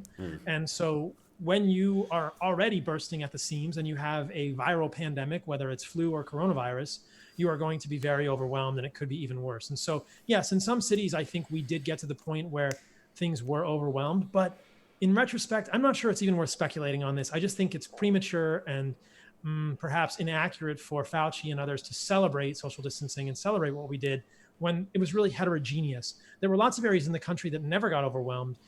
Many California hospitals were just fine. I've heard from many physicians, they were, again, placed on furlough, they were placed on leave here in California and many other states because their hospitals were not overwhelmed, thankfully. So that's it's just so intellectually dishonest to, like, you're going to make a model. It's a hypothetical model based on hypothetical numbers, based on a bunch of faulty assumptions. And then you say, oh, look, this model didn't come true, so the magic worked. I mean, it's just, to me, it's very, very intellectually dishonest and unscientific the way they're going about it. It's a little shady. Yeah. I've got a super chat from somebody, and this is a question I think towards you, or a little bit towards you, and this is kind of in line with the question that I asked earlier about the numbers, right? So Xanavar, what's up, Xanavar? Xanavar, I know you're a member of our private forum. You guys can become a member at primaledgehealth.com/membership. There's a link below. She sends $5 and says, "But will we ever get the real numbers? They're bolstering it with people who have other complications and died as corona deaths." So what do you think about the way that the CDC has classified the ability to say that basically anybody can be a corona death and you don't need a test? Because if you don't need a test to classify it as a corona death, how do we know what's real? Yeah. That's confusing me. But I'm just a non-essential, so I'm not asking. We don't know. We won't know. I think we will get numbers that are more accurate than they are now very soon. Hope so. We won't ever really know how many people were exposed. If you look at flu numbers, every year it's estimated that 35 million to 55 million in the population get exposed to the flu. 35 to 55 million. Now you have to think there's 300 million people in the country, so that's not even half of the people in the US get exposed. But maybe in the case of the flu, that's enough to create some herd immunity within those little micro pockets. I think people debate how much of the population has to be exposed to create some herd immunity. But in a given flu year, only 200 to 300 people are tested for the flu. Okay? Can you hear me okay? Yes, sir. Okay. Yeah. So in a given year, only 200 to 300,000 people are tested for the flu, but 35 million to 55 million are estimated to be exposed to the flu. So we're probably eventually just going to have to do some sort of extrapolation, 5x, whatever, in terms of testing, unless we do antibody testing for everyone. And I think that no matter what we do, that's what freaks me out. Antibody testing for everybody. Mandatory blood testing for everybody. I mean, this opens the door to a eugenics type society where we have precedent to constantly test everybody. So what if suddenly you declare certain gene alleles to be putting people at danger, right? Oh, you've got this gene allele and we've declared this to be an unclean gene allele. It's like it does open up the door to a slippery slope of control over biology that many people are frothing at the mouth to have. And I think that is alarming. And you don't need to comment on it if you don't want, but this is, from my perspective, something that we should all be looking at. And I'll tell you this one thing, and then I'll jump off. So there's been a lot of talk about vaccines. I don't think we know what's going to happen with the vaccine. I don't think we know how effective it's going to be. As I talked about on one of the videos on my Instagram, which is Carnivore MD, there's a website people can use to track the mutations in the coronavirus if they're super geeky about it. And there are mutations happening in the S spike protein. Many of these respiratory viruses, we have a hard time making vaccines to every year. People are familiar with the flu virus. Yeah. There's a hemagglutinin and a neuraminidase antigen, which we have to make vaccines to, and those mutate every year. People will point out that generally with coronaviruses, immunity only lasts 3 to 4 months because either the virus mutates or our immunity doesn't last with the antibodies. I think it's more likely that the virus is also mutating. So we can see a lot of mutations in this coronavirus. There are over 3,000 sequenced strains of coronavirus already. This is SARS-CoV-2, 3,000 strains. So our hope of developing a vaccine, we don't know how effective it's going to be. What if it's as effective as the flu vaccine, which is how effective is that? Isn't it like less than 45% last time? I thought it was even less than that. Did you see also that the flu vaccine, people that have had the flu vaccine are much more susceptible to poor outcomes and infection with the coronavirus? I'm not sure if this has been. Yeah, like I don't quote me on that, but you guys can do more research. It's something I came across as well.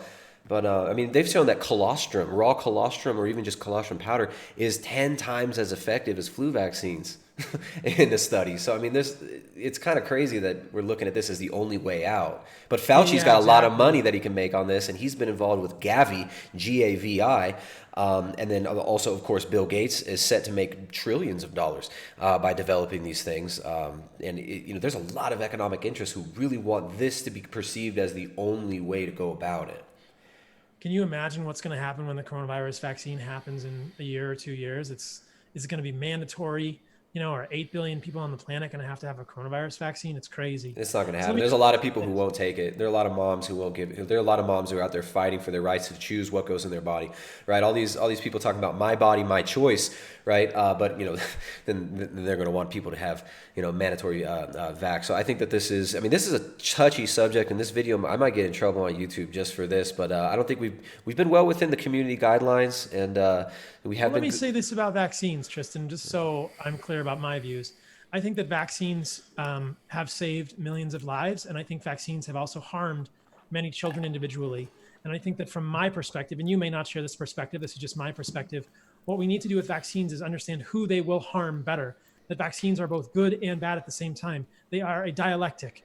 That vaccines have been helpful throughout the course of human history since we've been clustered together, and you may disagree with this, but that vaccines, I do believe, have harmed some individual humans very sadly. So I see it as I've known a both lot of sides people the same I know people whose kids have been, and I've had a lot of clients who, grown women, grown men who've accidentally, who've had, damage done to them. Exactly. I think at an individual level, it's hard to deny there are cases of vaccines harming people. And at a broader population level, I think that vaccines have probably helped people too. So how do we reconcile both? It's hard to say. It's hard to know how many they've helped and how many they've harmed too, because we really, the data is, it's politicized, and it's something that's very difficult to get into. And even you get kicked off of certain platforms if you say certain things. So, I appreciate the nuanced approach to these things, and I hope more physicians take note, and I hope we see some figurative intellectual balls dropping lately, and people standing up for being able to speak the truth like you're doing now, man. I think it takes a lot of bravery to put out them tweets on and take the heat, and it seems like you're ready to take the heat, and you're ready to take this head on, just like you think we should be taking it head on as a culture. You're taking this the censorship issue head on. So, Paul, I want to give you an out right now. If you got to take off, I know you got some illegal surfing to do. Oh, excuse me. I got some illegal surfing to do. I got to do some self-care, but I'll just say this one thing, then I'll jump off.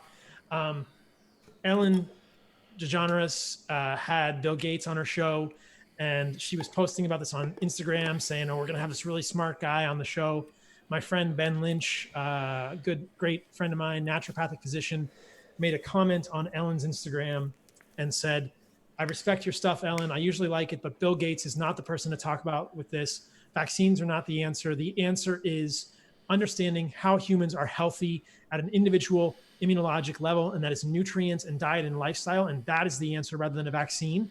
And that post of his got 3,600 likes on Ellen's Instagram, and then she deleted it. She deleted it. Wow.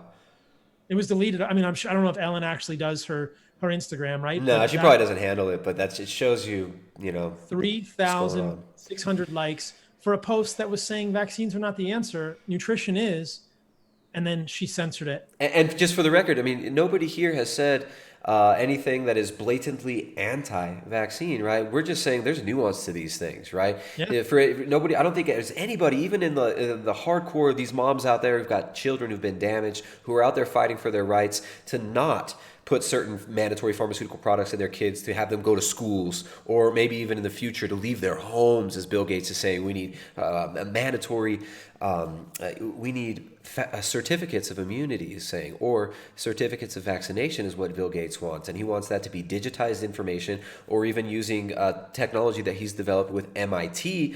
They're calling it quantum dot technology, which will embed under your skin so you can be scanned like a barcode and treated like cattle. There are moms out there who are fighting for this, and even most of them are not saying these are all bad.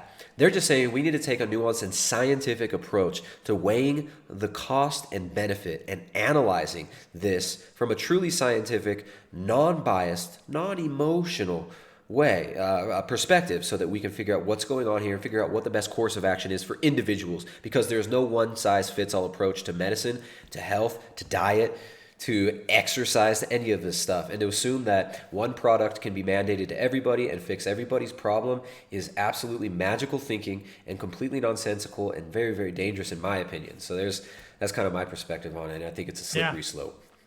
It's a crazy time. So if people want to see more of my stuff, I'm Carnivore MD on Instagram or Twitter. My book is The Carnivore Code. Hope you guys will check it out if you haven't already. Thanks for having me on, brother. I'll talk to you soon. Much appreciated, Paul. We'll have to do it again soon, man. Thanks for what you're doing. You guys check out Paul Saladino, MD. He's got a great YouTube channel as well, and he's got some good Instagram stuff. And over there on Twitter, go give him some support. Go help him out on Twitter. We got the snitches trying to make the riches in the vegan niches. So, Paul, I'll see you next time, brother. See you guys. Ciao, Paul. There he goes. And there's 4 Tristans on the screen now. All right, 344 bigots in the chat. Paul Saladino bringing the heat. Primal Edge Health over here, trying to stay on the. on the monetized side of YouTube perhaps for a little bit longer. I want to thank you guys for the support you're giving during this chat. Let me come over here to the super chats, and then we can move on to the next section. We can keep going. Let's see. I've been on for about an hour and 45 minutes. I can keep going. I got a lot of more segments that we can do, but perhaps it's better to split this up and do another live stream tomorrow and maybe Friday too. What do you guys think? You guys want more live streams? You guys want to keep going now? Give me the thumbs up if you want to keep going. Send them super chats if you want me to keep going. I'm going to come over here to the super chats, and then we're going to talk a little bit more about the heroes. The heroes of this. The heroes of all of us non-essentials. Come over here to the super chats. We've got a bunch of awesome super chats. Look at all you guys. Look at all you guys. We got You Did It Wrong. And then we got Honest AF sending Canadian, $5 Canadian. What are the Canadian dollars called now? Canuckian dollars. What are those? They're dollars, right? Canadian dollars. It says, Our Father in heaven, please have mercy on us sinners. Pray for the people in India and the whole world. Absolutely. Have mercy. Lord, have mercy. This is these are trying times, and this is when people need to be praying. So, hey, I appreciate that, Honest, and really, really appreciate you bringing it back and grounding it in the truth. That's what's up. Ben Saunders sends 10 Canadians. Thanks a lot, Ben. Matthew M. already sent, already talked about that one. Already read that one. Metal Vault sending $20. Take care of yourself and your family in these strange times. Thanks a lot, dude. We got Baloo Bear. Just sends $10. Baloo Bear, thanks a lot for the donation. Thanks a lot for the super chat. Again, if you guys don't have super chat abilities and you do want to help us out, the best way to do that would be there's a donate link down below in the description. And if you want to get coaching, and if you want to kind of deepen the conversation and get some more interaction with us, we do live coaching calls every week, at least lately. We'll probably continue that even afterwards because we're building up our membership forum. We've got a bunch of cool like-minded people. I see a bunch of people in the chat here that are members already. And I think we're going to end up opening up the membership on YouTube and then link that in with our private forum as well. That'll be cool. So Baloo Bear, thanks a lot. Matthew M sends $20, says, here's some more Trump bucks for you. Also, fun fact, and I'm sure you know this, but for anyone listening, zinc is what they're using to help fight the virus. What food source has the highest levels of zinc? Red meat. That's an interesting concept. I have heard of zinc being used in conjunction with or certain drug therapies, and that's great. Of course, remember, you guys, none of this is medical advice. And that was a fake sneeze. I'm sorry, Bill Gates. That was a fake sneeze. I was doing that to give you guys an example of what you should report people for doing. If you see somebody sneezing, coughing, sniffling, if they might be a little bit warm because they've been riding their bike and they might be slightly over on temperature, report them. Report them to your local authorities so they can be mandatory tested and have their DNA swabbed. So awesome super chats there. We come over here to we want more Greta. We want more Greta. UK police have an online forum to snitch on people. You guys make sure to use that. Make sure to snitch on people. Aaron, the big black dude, sent in a couple 99-cent super chats. Really appreciate that. Appreciate that one. Don't forget to eat the nutrient-rich stuff like liver 2 times a week or so if you can. Says, let's become truly rich. Liver is a great food. Not everybody does well with liver because of the vitamin A content, right? There are people who are not able to handle that vitamin A, and some people just don't like liver. For instance, Lynx. He craved liver all the time because he was short on B vitamins. He had a major infection going on in his gut. He was craving liver, but when he ate liver, he would feel like crap because his body wasn't able to handle it. His body wasn't able to handle that vitamin A because he had liver issues in his liver. All right, so liver's a great food. I think it's awesome. I eat it regularly. I actually went months without eating any because I stopped craving it, but I've been having some ground liver regularly, and I love it. But you know what else is good? Kidney. A lot of people forget how good kidney is. Kidney is freaking amazing. Kidney is one of the best cuts on the animal. Now, if you want to learn how to prepare the most essential, the only essential foods, this book, written by my non-essential wife, Jessica Haggard, The Carnivore Cookbook, 0 Carb Recipes for People Who Really Love Animals. This is available at primaledgehealth.com. There's a link down below. You can get this one. We show you how to make kidney. We show you how to make liver. We show you how to make storable, quality, fatty animal foods. Pemmican, one of my favorite foods, one of the best stored foods that you can make that lasts a long time. This is a good time to start storing some food, guys. Keep those freezers stacked up. Keep that freezer stacked. Start working towards your homesteads. If you got to wait to move somewhere else to get it on your homestead, to start building that up, that's fine. But we should all be working towards locally produced, good quality animal foods that aren't reliant on highly fragile distribution networks. And we've been talking about this for a long time. Long time. Crispy says, please, elders of the internet, shut this stream down. He just live sneezed. I'm sorry, guys. I'm so sorry. I sneezed. I'm having some, I don't know what it is, but when we get a few days of this light rain, I think something starts to bloom. Something starts to bloom, and it just, it tickles my nose. It tickles my nose, guys. All right, let me come over here to, where'd it go? This window. So we just had Paul Saladino on. That was cool. We'll have Paul on again sometime. Always fun to talk to. I'm digging the direction that he's going. He's not afraid to ask the hard questions. He's not afraid to talk about what's going on. And let's see, close that one. And we'll come back to talking about supply lines for foods. Right? Our food supply chain. Very, very fragile, very brittle. And this is going to cause problems for a lot of people. Hopefully you live in an area where you can get locally produced food. Hopefully you live in an area where you can produce some of your own food. If you need to move to someplace where you can produce your own food, I highly suggest doing that when you can, right? Now is not the time to be sitting around watching Netflix, playing video games, twiddling your dick, and doing nothing. Now is the time to be building up towards where you need to be, right? Find the holes, find the flaws, and fix them. All right, so you've got major issues with food supply. How to stop a looming food crisis. Trade restrictions are breaking supply chains, and coronavirus lockdowns are preventing laborers from working on farms. Countries need to step back and stop panicking, says Foreign Policy. So Foreign Policy, Council on Foreign Relations publication, the Council on Foreign Relations is notoriously adept at planning for crises, and I can't read it. I can't even read it. It's not going to let me read the article. So these think tanks have been planning for stuff like this for a long time, and we're going to talk on the next stream about some of the war gaming that gets done, the exercises, the simulations that get run concerning food supply shifts, food shortages,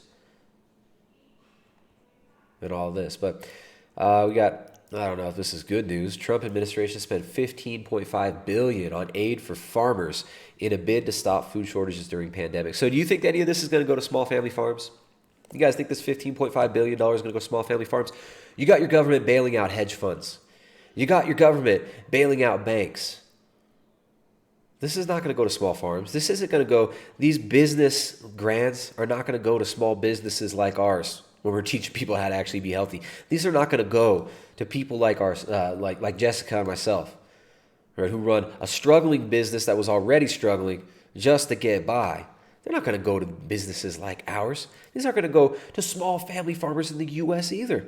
These aren't going to go to dudes like Greg Judy teaching people how to actually produce good food. Where is this going to go? The USDA plans to make direct payments to farmers and ranchers to support the U.S. food supply chain. $15.5 billion. So how are they deciding where this is going to go? I mean, I'm sure Newsweek isn't going to give us any real information on it. We're going to develop a program that will include direct payments to farmers and ranchers hurt by this virus.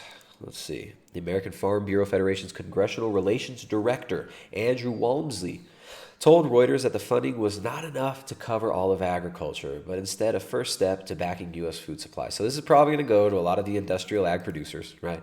Bailout money, I'm sure it's going to go to, you're going to have Bayer Monsanto. You're going to have Cargill, Tyson Food getting the bailout money. This isn't going to go to dudes like Garland Farms, who produces quality local beef in Texas, right? This is probably not going to go to guys like Greg Judy, guys like the provisionhouse.com, J. Bart Simmons. This is probably not going to go to that. Probably not going to go to these real regenerative agriculture producers. But hey, if it does, that would be cool. But of course, printing money isn't a viable option. It's going to make more things expensive for more people long term. What we need to be doing is producing our own food and getting local foods in our local areas and focusing on food system resilience or food distribution locally. I'm trying to see where you got Schumer and Pelosi. They're not even saying where this is going. Anyways, new Wyoming law. Now here's some semi-good news. Here's some good news that we need to see in other states as well. Here's some really good news.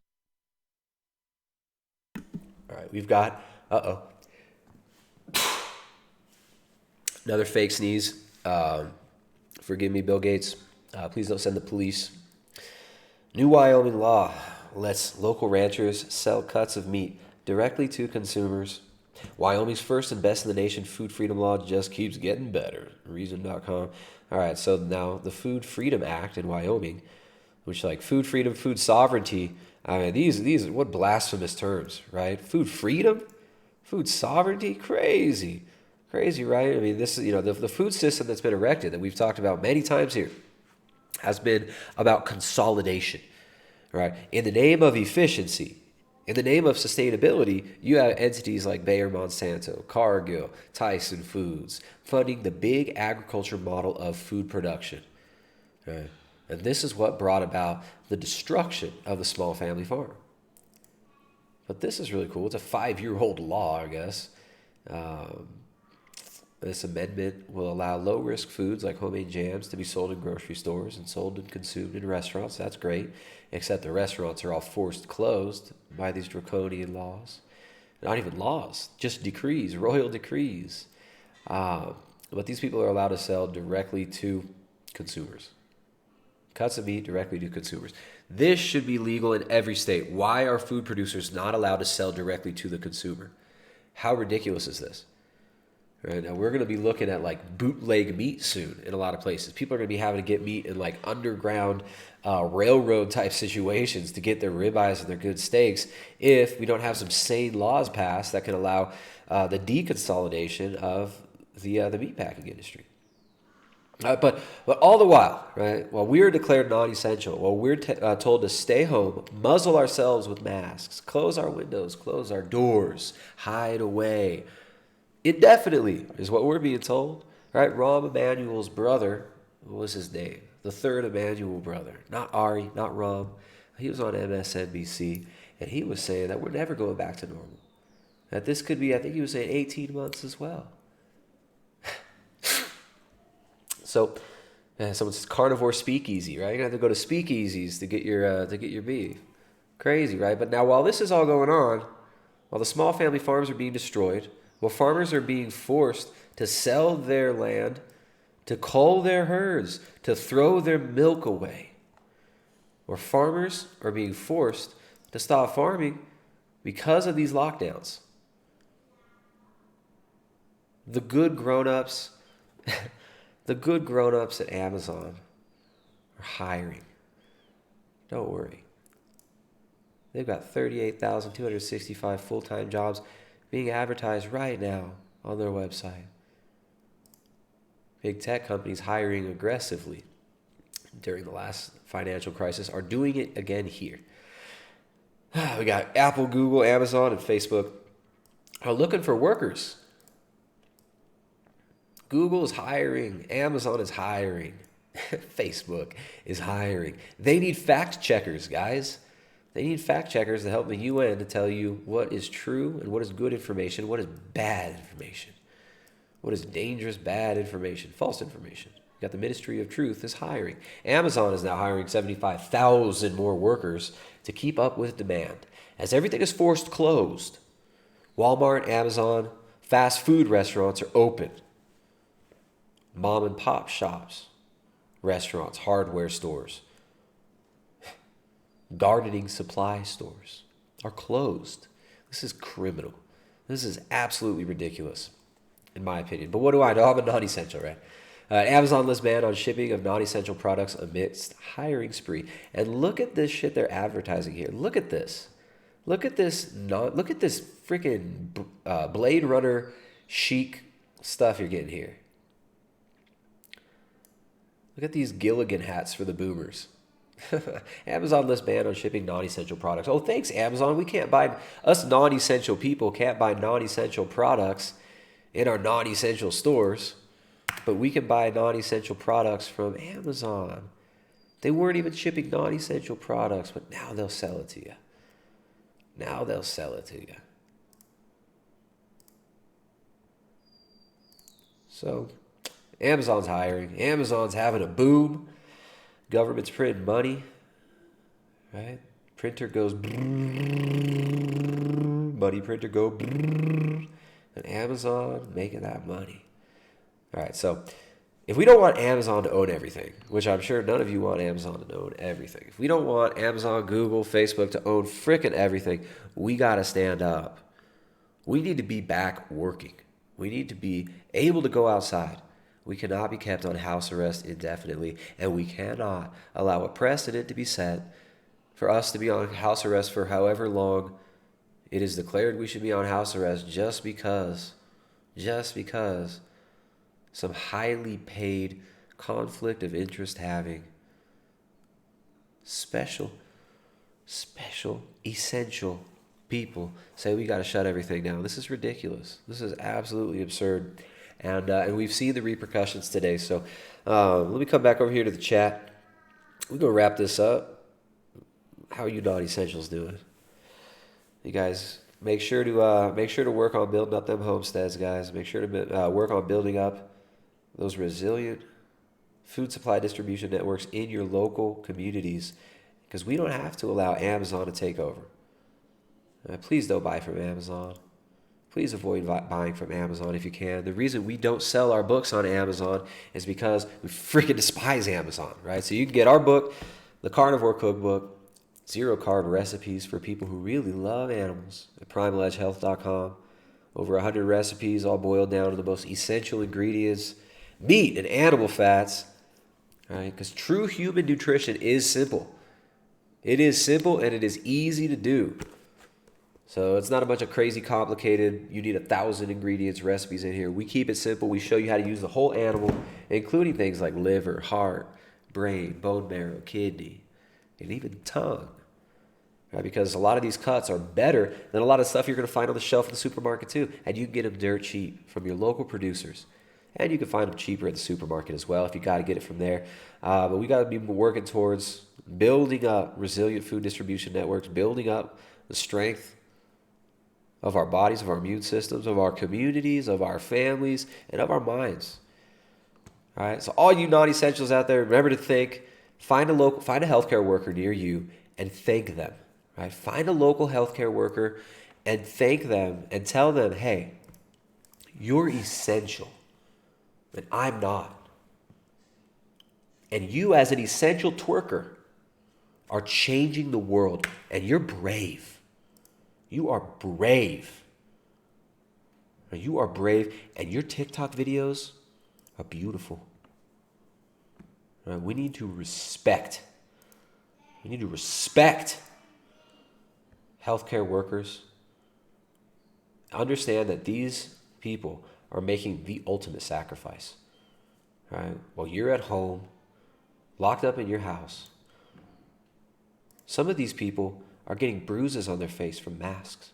Some of these people, some of these brave healthcare workers, they're at war, in a war zone. Baby, come give me